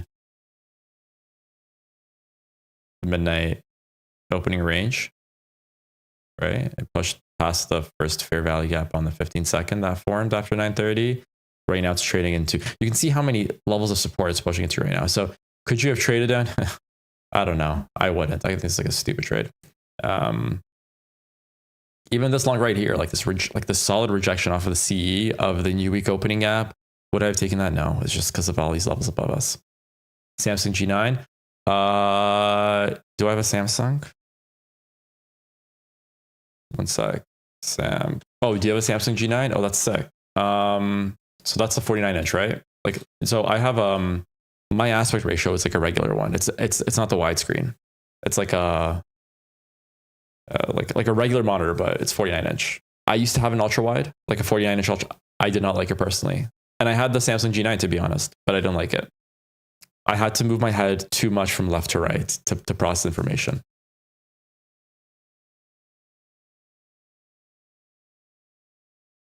Linked, yeah, that's the way of doing it. So price right now is pushing into the first fair value gap after 9:30. It definitely broke above it with speed. And let's see right now if it's going to go back into it. So this is such a fucking manipulated market. Look at that. Like look at this. There's no clear direction.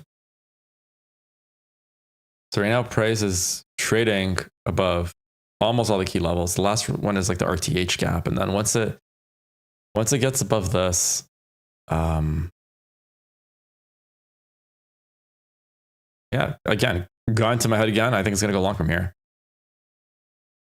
Like, why would it leave all that open? Do I want to take a long from here? I just want to see come back to this first fair value gap on the 15-second. I just want to see like a nice rejection at least. That's what I want to see. And have I'm not in love with this, but this is like the 1 hour, like the 15 minutes looking nice. It's closing in 5 minutes. This is very, very, very bullish. 5 minutes looking nice. It's going to retrade back above the IFEG that GB pointed out. I just want to see it come back lower. And if it respects it, then I might do a 1 micro all the way to the highs. And I'm going to be okay with the loss if I take it. Always ask yourself that question. Like, am I going to be okay? Once it breaks this high here, I might use that as the entry too. So I'll see what it does here.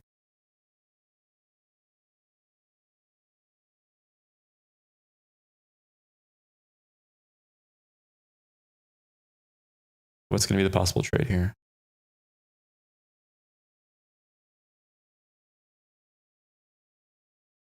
Four and a half to 1. Yellow folder, yeah, yellow folder is fine. 4 to 1. The price is pushing back into this. And see on the 1 minute here, got also like a fair value gap here. See how it responds to this here.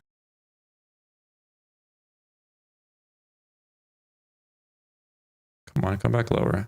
Touch that first fair value gap. I know you want to.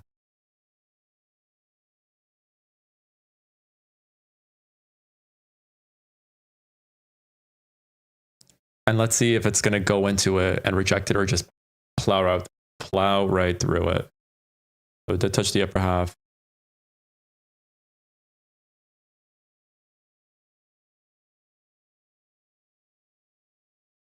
but I do want to see a displacement.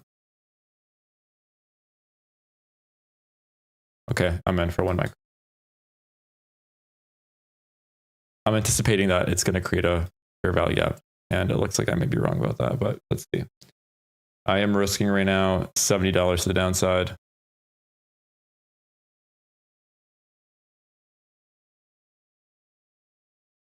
And we're aiming again for 143. It's a fine balance between getting in with the right confluence and if you wait for too much, you miss the trade, right?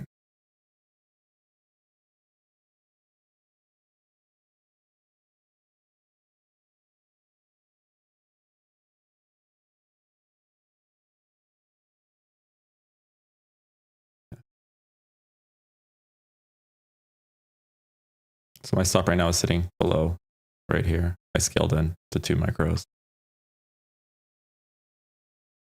I want to see this RTH high respond. It should never come back to this level right here if it's going to hit the highs. If it is, I'm wrong.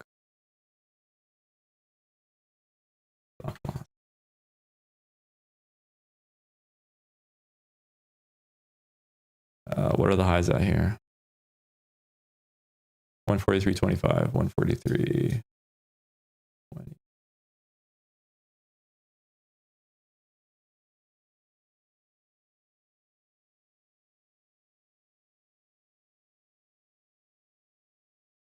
Okay, my risk right now is $90 for 270, so it's 3 to 1.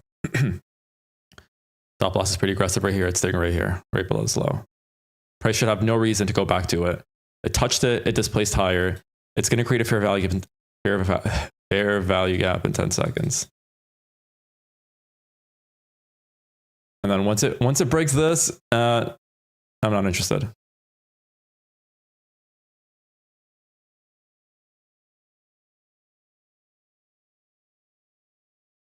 All right, my stop losses. Oh, this is not my stop loss.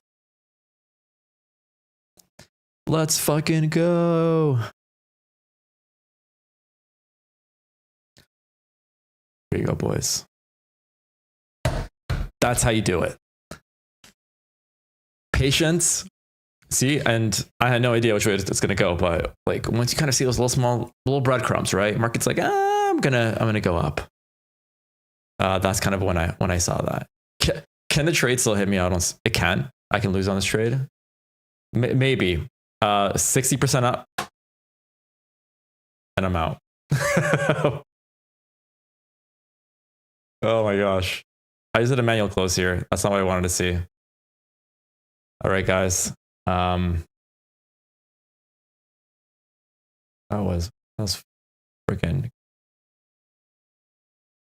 Yeah, that was. I'm out. I'm out though. I lost 17. I essentially got out of break even there. Once I started dropping so fast, I'm like, something's happening. What the hell was that though? Was that the yellow news? Yeah, making it to an audio clip. Jeez, that's. No. I liked my entry regardless. I think it was nice, right? Like what? Like I caught a 50 handle move, but then price just plummeted to the downside.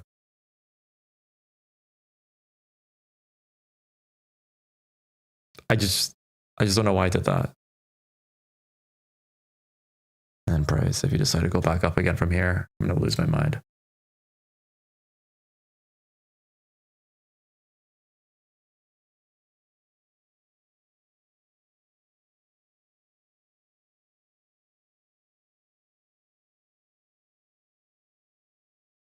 So some yeah, wins. Yeah, wins for the market, guys. All of you were cheering for the market there. That was whack.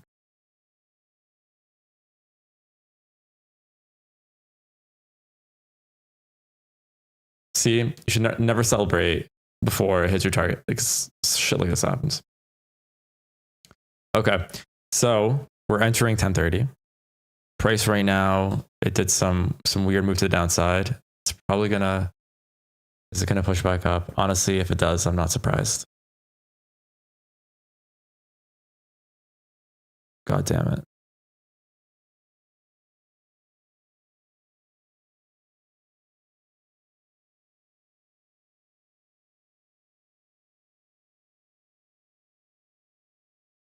See, now I have fear of getting into the market because of this one reaction. If I left my stop loss where it was, I would have been still in the trade. I reacted to it. Damn it. Damn it, damn it, damn it. Yeah. Yeah, so yeah, this is where FOMO kicks in. I think if you're not in the trade, just let it go without you. Price is acting, it's just odd. What was here? What was at 10:14? I'm just gonna quickly look at the news calendar here to see.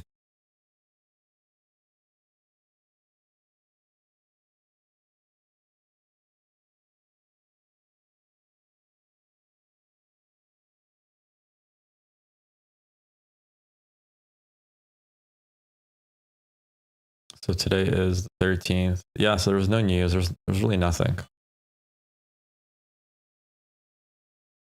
It was just a random drop in the market.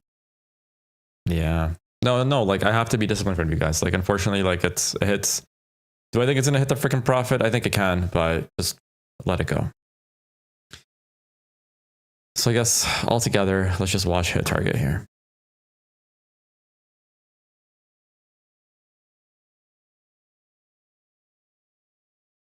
And let's see how price respects 15-second. And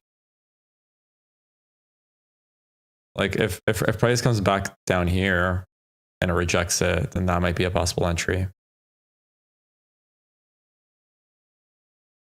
But the very bullish 15-minute, very bullish 5-minute. We're pushing back into this level here. I think it's daily FEG here that's just creating all this turmoil. Price literally stopped here at the daily consequent encroachment. But like always, we're right on the direction, but trade execution could be improved by a bit. I think maybe one of my top 2 streamers, to be honest. Who's your second one? I'm just curious.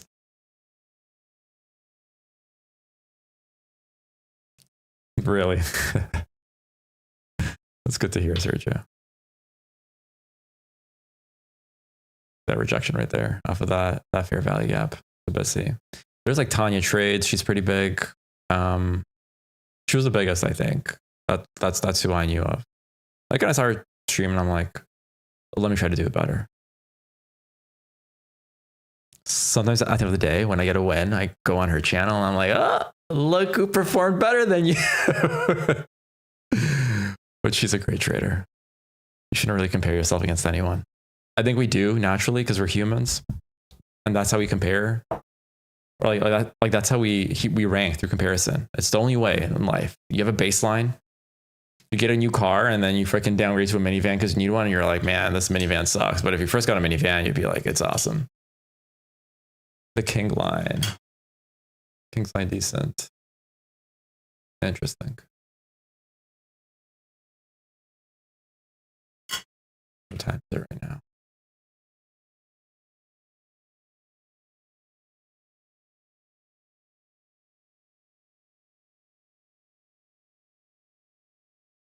See, price is doing something, but it's doing nothing at the same time. It's kind of moving. Yeah, I'm checking right now. Premium King line member. Combined $3 million payouts. That's funny. Let's see. I'm gonna open up his right now. So right now I have no interest. It's I think 0 right now and going long or short. And even if I held it right now, I would have been tagged at break even. I think I would have trailed to here below these triple or equal bottoms, and I would have been taken out anyway. So regardless, I would have been down today by a couple bucks. A couple of buckos. The King's line trading.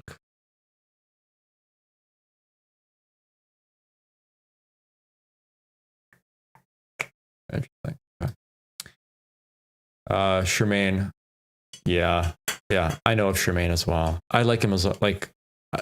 I like Charmaine more than I like the biggest YouTube streamers. Like there's a couple of guys out there, but I think Charmaine does it the best, or like one of the best. I don't know. Is he gonna outperform like the bigger players out there? I think possibly. But it looks like